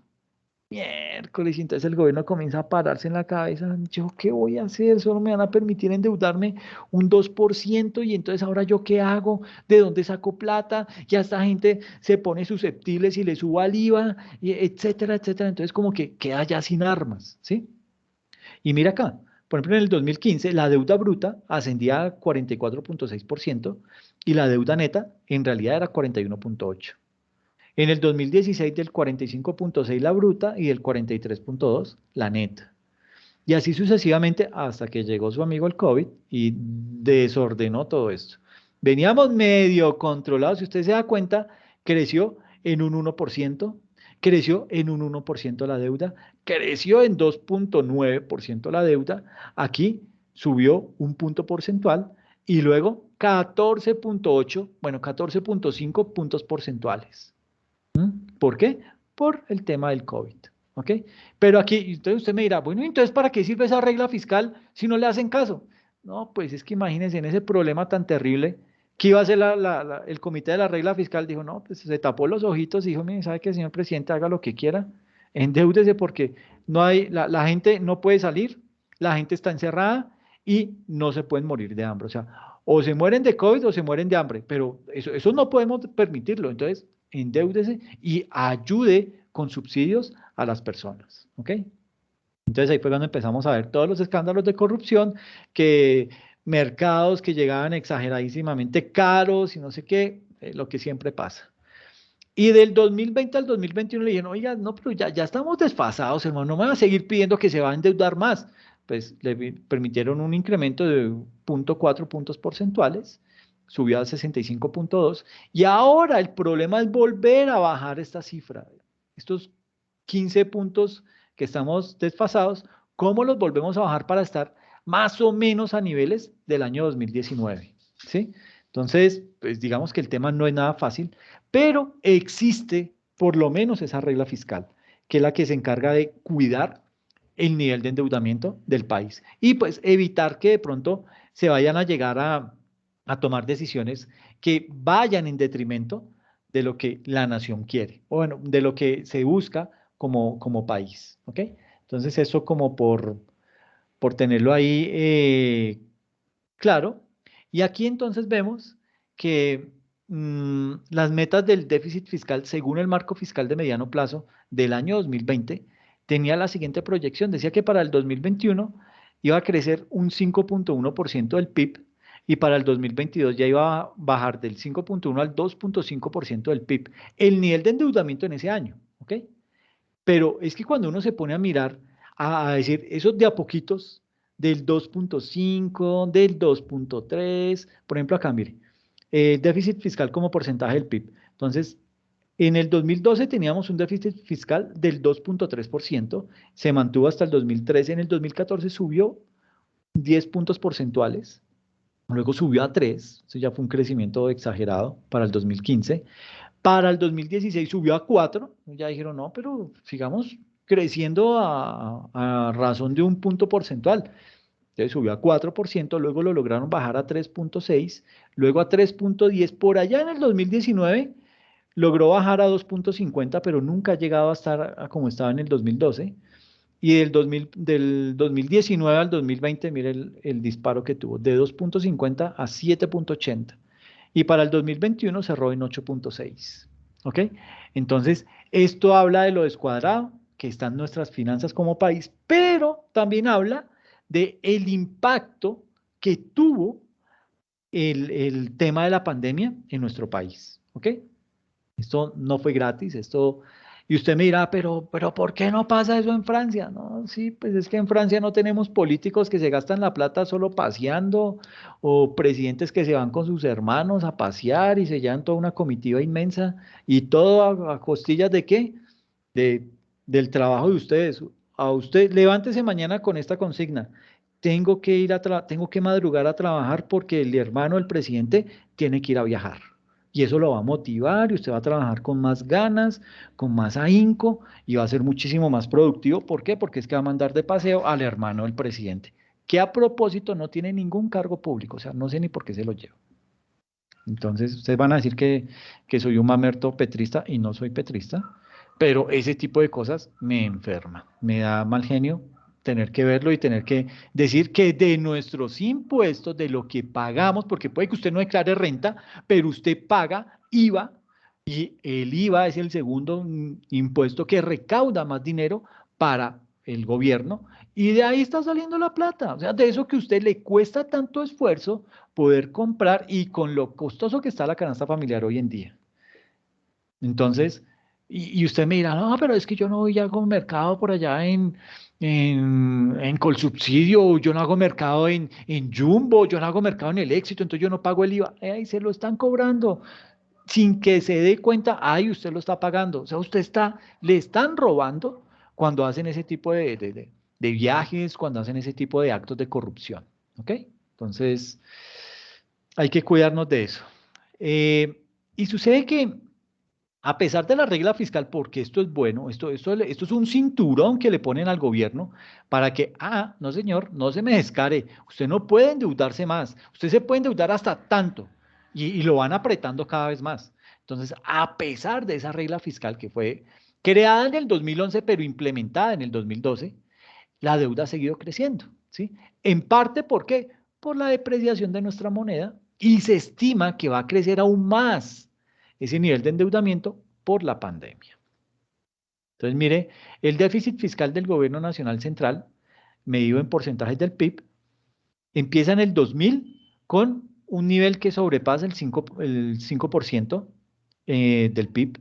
Luego lo logran bajar hasta más o menos en el 2007 a un 2.4, 2.45% del PIB, y luego viene un crecimiento fuerte, ha sido de los picos más elevados, del 2005 al 2007 más o menos, que creció ese nivel de endeudamiento.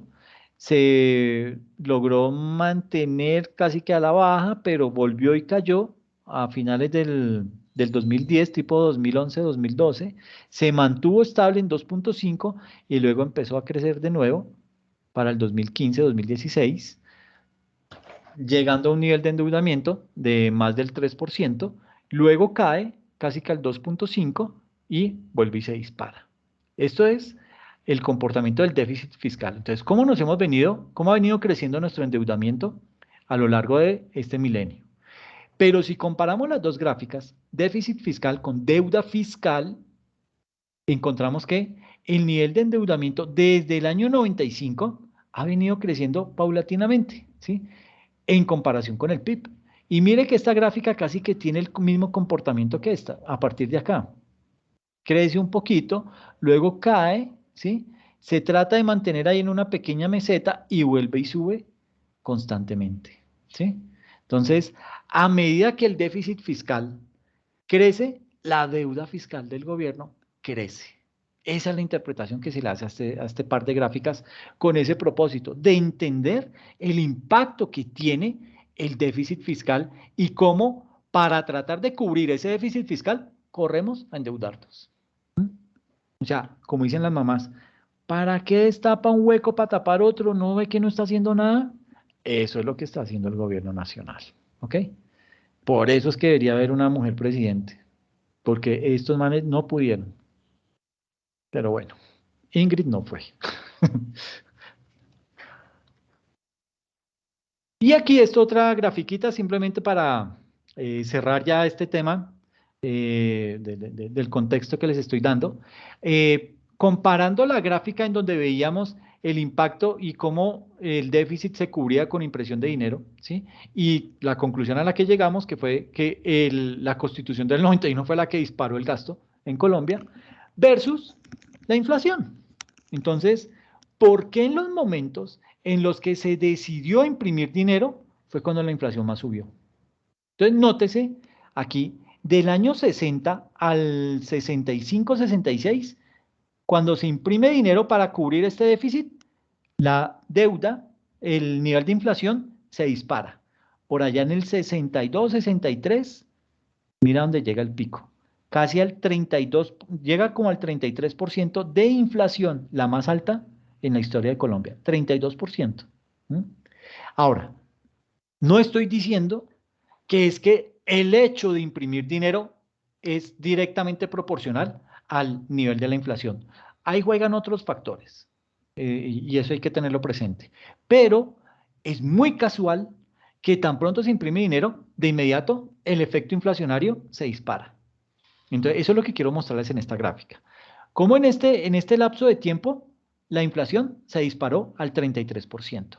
Cuando volvió a haber otro pico, otro cubrimiento de deuda con impresión de billetes. Entonces, esto fue más o menos en el 74, 75. Entonces, vemos acá, 74, sube otra vez el nivel de inflación. No al nivel de la década del 60, pero sí es una inflación ya disparadita, en donde supera el 25%, se sigue sosteniendo en el 76, sube un poco más, como a un 28%, vuelve y baja y vuelve y sube, ¿sí? Esos tres picos se dan en esa década, entre el 73, 74 al 80 prácticamente. Entonces, estos tres picos se dan precisamente por la impresión de dinero que hubo en este lapso de tiempo. Y la última, que fue por allá a finales de los 80s, tenemos acá, mire, el pico inflacionario en donde casi, o sea, sobrepasó el 30%, llegó a un nivel del 32% y en el 63 habíamos llegado a un 33%. Entonces, mire lo cercano que estuvimos al máximo pico de inflación que tuvo Colombia y se debió en gran medida a que fue la última vez en que se prendió la máquina para imprimir billetes, en 1990. ¿Por qué? Porque en el 91 ya se cortó el chorro. Dijo, no, señor, no más, usted va y me guarda esa máquina de imprimir billetes, no me la vuelve a prender, no vuelven a utilizar ese tipo de situaciones. ¿Por qué? Porque mire que es muy coincidencial que en la medida en que se le inyecta dinero de la nada a la economía, inmediatamente su reacción es se dispara la inflación. Y eso lo hemos visto en la pandemia. Hemos visto cómo Estados Unidos, a raíz de los subsidios que le tuvo que dar a las personas que habían perdido sus empleos, pues su inflación se ha ido disparando, ¿ok? ¿Que puede ser peor, que se espera que sea peor? Sí, puede que pase, pero tienen la moneda más fuerte del mundo, es la economía más fuerte del mundo, esa gente puede arreglar eso todavía imprimiendo más billetes. Así que no tienen mucho de qué preocuparse. Colombia sí no puede decir eso. Una de las propuestas de Petro es impriman billetes y salgamos de esa deuda. Y uno diría, uy, sí, paguemos todo eso, imprimamos ahí 102 billones de pesos y nos olvidamos de esa deuda, ¿sí? Pero es que ese billetico va a entrar directamente a la economía, ¿sí? Y va a pasar esto, se va a empezar a encarecer todo. ¿Por qué? Porque al haber mayor circulación de dinero, las cosas de inmediato se suben de precio y no en la misma proporción suben los salarios. Entonces comienzan a haber problemas mucho más delicados en nuestro país, como lo que ya estamos viendo, ¿no? Temas que por cuestión de hambre, así el presidente se haya ofendido porque la FAO dijo que Colombia estaba próxima a ser uno de los países con hambre en el mundo y tuvo que echarse para atrás, pues eso está pasando. Lo que pasa es que cuando vemos las cifras a nivel nacional, distorsionan la realidad. O sea, no es lo mismo tratar de decir que en Bogotá hay hambre, que la hay, pero un poquito más disimulada, a comparar, a decir que es que en el Charco Nariño no hay hambre. Jamás. Allá hay hambre. Hay hambre en Riohacha. Hay hambre en muchos municipios de Colombia. En el Quibdó hay hambre. ¿Sí?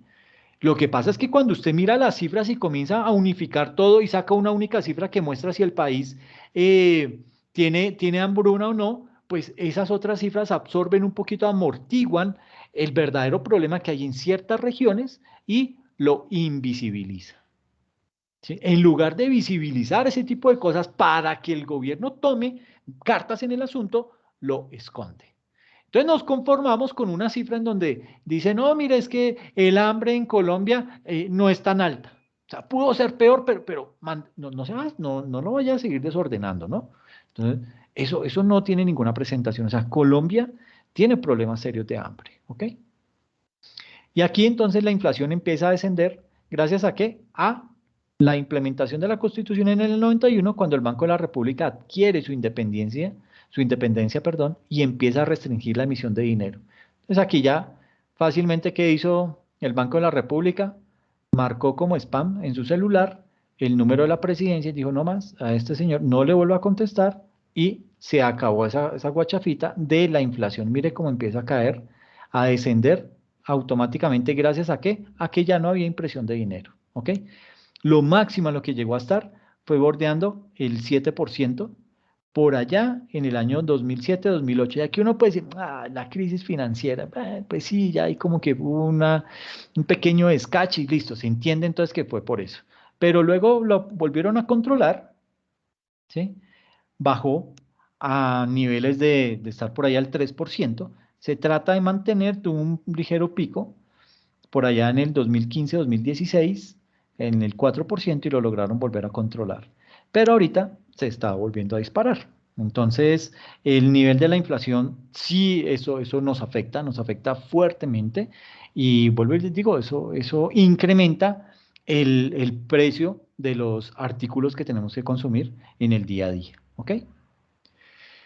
No sé si alguien me quiere comentar algo al respecto frente al tema. ¿Cómo ven las cifras? ¿Qué les parece ese tema? ¿Será que vamos por buen camino, por mal camino? ¿Esto tiene arreglo? ¿Nos vamos del país? ¿Qué hacemos?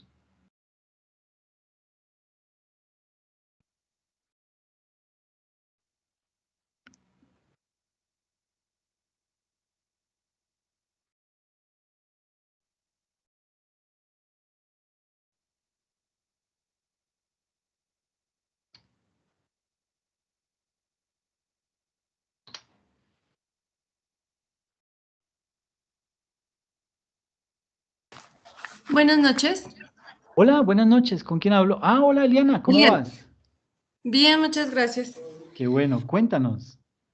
Pues no, viendo todas las cifras que nos muestras, pues claramente el panorama no es muy alentador. O sea, realmente se tienen que tomar medidas, tomar decisiones importantes ahorita para poder recuperar la economía del país, pero pues es difícil. Sí tenemos que tener en cuenta todas las, digamos que las propuestas para las elecciones que se nos vienen, porque pues realmente no, uno siempre está como que sí, escucha las propuestas y hay unas muy buenas, hay otras que como que nos empeoran la situación, pero el tema es que como todo en la política siempre resulta, lo bueno resulta como transformándose en otras cosas. Entonces, nosotros podemos tener muchas ideas de cómo mejorar la economía, como todas las cosas que decían ahorita mis compañeros, pero si eso no se lleva a cabo digamos que desde el gobierno, va a ser muy complicado. Entonces, la verdad, es alentador ver la situación. Sí, sí, desafortunadamente, y uno lo ve en el día a día, ¿no? O sea, uno empieza a ver que ya el nivel de pobreza no está solamente en el tema de los migrantes o en el tema de los venezolanos, sino que el tema No, ya trasciende a colombianos cada vez más pobres, colombianos cada vez más en situación de calle, y eso pues desanima completamente. El problema, o sea, yo soy de los que considero que como país nosotros estamos perdiendo una oportunidad de oro con ujú, con los venezolanos que llegan a Colombia. ¿Por qué digo que estamos perdiendo una oportunidad? Porque estas personas, por lo general, más o menos un 70-80% de la población que llega son jóvenes, adolescentes y niños, ¿sí? ajá. Esto implica, bueno, Venezuela con todos sus problemas y su Chávez y su Maduro y todo esto, esa gente tenía buena educación, esa gente tenía buenos servicios de salud. Entonces, cuando empiezan a tener ese tipo de problemática, ¿para dónde agarran? Para Colombia. ¿Qué pasó? Colombia perdió esa oportunidad de oro por corrupción. ¿Qué pasó? Cuando comienza a desatarse esa gran ola de migración, todos los países dijeron, miércoles, ¿y ahora qué hacemos? Y todos esos venezolanos, y entonces salió, claro, de una vez Duque a decir, no, y las horas de Maduro están contadas y se va a ir primero este man y este loco sigue ahí sentado en el trono en Venezuela. Entonces uno dice, bueno, ¿qué hizo? O sea, ¿de qué nos sirvió esa vaina? De nada. ¿Por qué? Porque los países como Estados Unidos, Alemania, Francia, ¿qué hicieron? Dijeron, ay, señor Colombia. Bueno, y salió Duque a decir, no, no, no, vengan todos los venezolanos que quieran, no hay ningún problema, aquí los recibimos con los brazos abiertos. ¿Y eso para qué sirvió? Para que los países industrializados dijeran, ay, qué rico, Colombia nos va a quitar ese problema, tome platica y atiéndalos, ¿ok? Usted atiéndalos bien, recíbalos a todos que nosotros aquí le vamos dando platica. ¿Y qué hicieron? Recogieron todos esos millones de dólares y se los robaron literalmente, desgraciados. Se robaron toda esa plata que iba o que debía ser destinada a crear servicios de salud para los venezolanos, crear fuentes de educación para los venezolanos, crear fuentes de trabajo para los venezolanos. Y entonces, como la plata se la robaron, pues obviamente aquí esas personas quedaron a, a la gracia de Dios a ver qué le daba a las personas, y esto es lo que literalmente los lleva a tener que delinquir porque no hay oportunidades, porque la plata que les habían destinado para ellos, para poder satisfacer sus necesidades, se la robaron. Íntegramente fue robada esa plata. Entonces, bajo esa percepción es muy difícil. Ahora, ¿por qué digo que perdimos una oportunidad de oro? Porque no solamente llega mano de obra joven, ¿sí? Porque para su información, Colombia se está envejeciendo y se está envejeciendo a unas tasas muy altas. Cada año son muchísimo menos la cantidad de niños que crecen. Uno no sabe si eso es bueno o es malo, pero están naciendo menos niños. Eso obviamente influye en que menos personas van a cotizar para pensión y las pensiones se nos van a volver una bomba de tiempo como se están volviendo en España y en Francia. Entonces uno dice, miércoles, ¿y entonces cómo vamos a arreglar esto?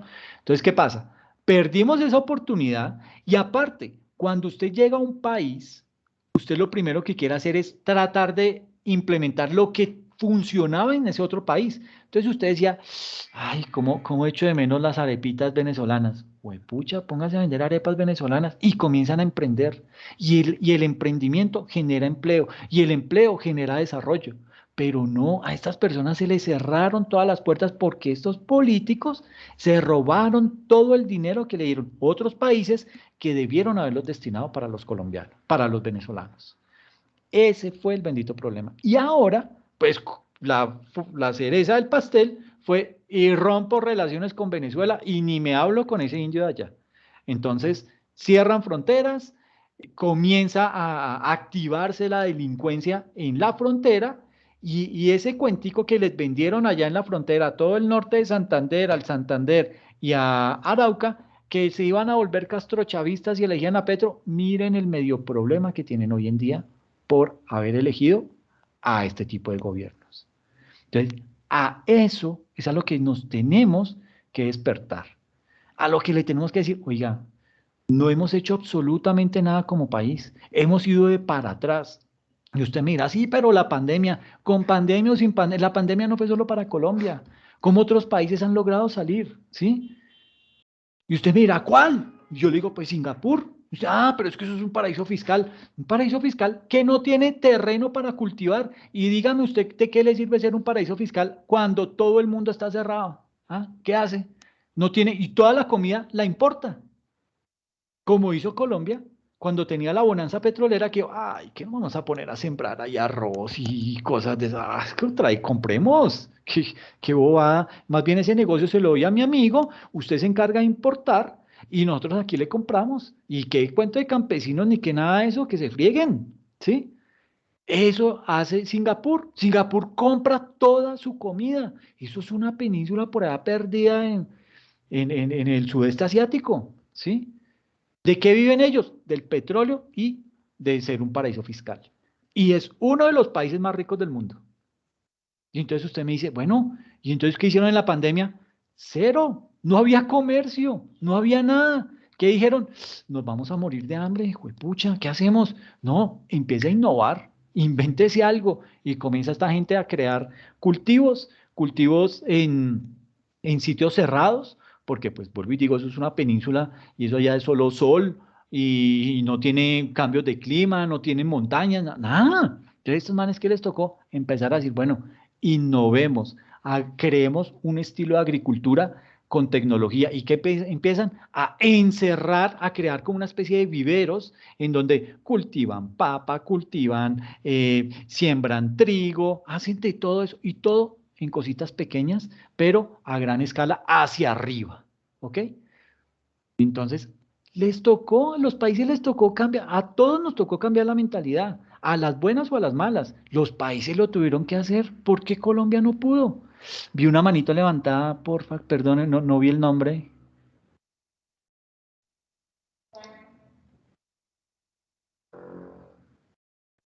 Sí, entonces, sí, para terminar ya el tema, básicamente, esto teníamos que aprender, estamos aprendiendo a las malas, ¿sí? De la peor manera que se puede aprender, pero ojalá esto sea un aprendizaje y nos dé un verdadero mensaje de que tenemos que cambiar como sociedad y aprender a elegir a los que nos van a gobernar y tener la valentía de que si ellos no lo están haciendo bien, ir y tumbarlos, ir y sacarlos de allá, No con violencia, sino con protesta, y eso sí que los avergüenza a nivel mundial. Que le digan que Colombia es un país corrupto y que se están robando la plata, eso es lo que más les duele, eso es una vergüenza terrible. Para ellos, eso no lo soportan. Y de esa forma es como uno los tumba. Vaya, mira a ver qué pasó en la primavera árabe, cuando empiezan todos los árabes a sublevarse contra los jeques y los gobernantes, los malos gobernantes que tenían todos esos países de los Emiratos Árabes.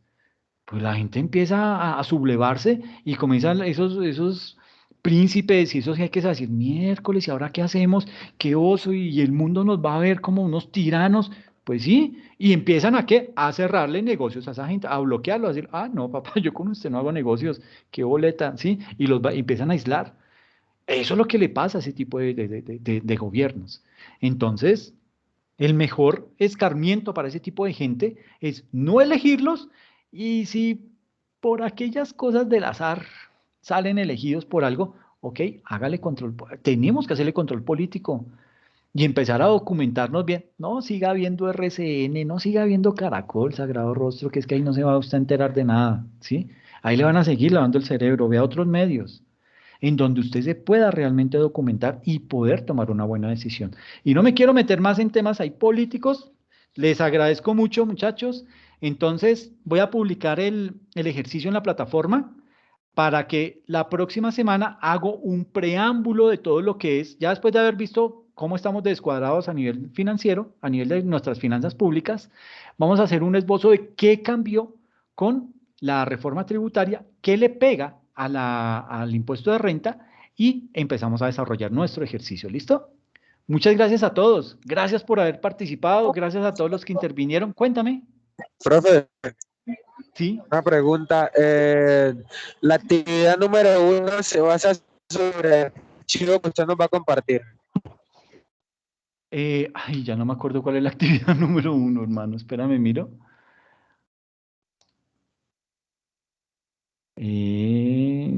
Impuestos nacionales.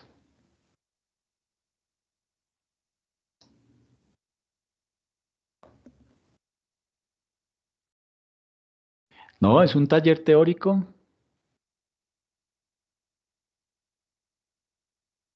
Ah, esas son unas preguntitas ahí fáciles.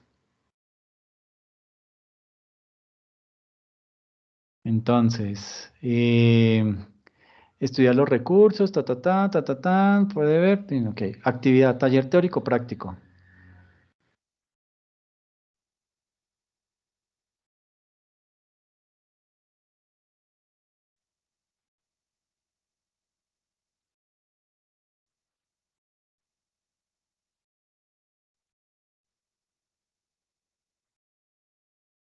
Entonces, básicamente es hacer una serie de cálculos a nivel de IVA, ¿sí?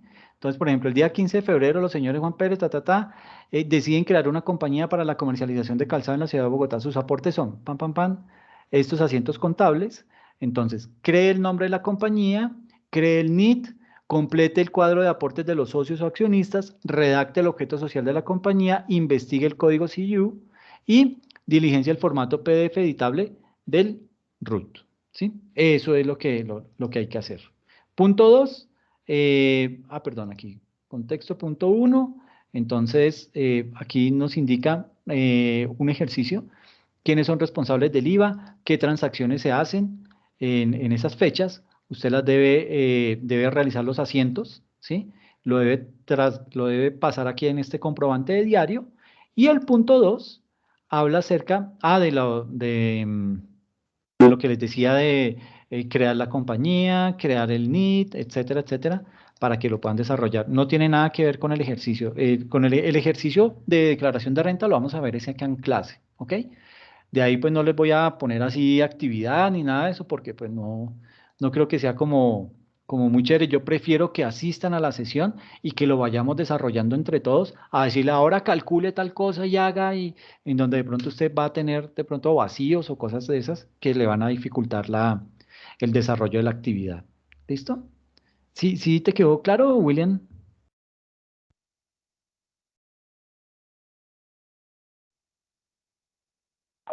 Listo, profe, listo, entendido. Listo. Ok, perfecto. Bueno, muchachos, entonces, pues no es más por hoy. Cuídense mucho y nos estamos hablando en la próxima sesión.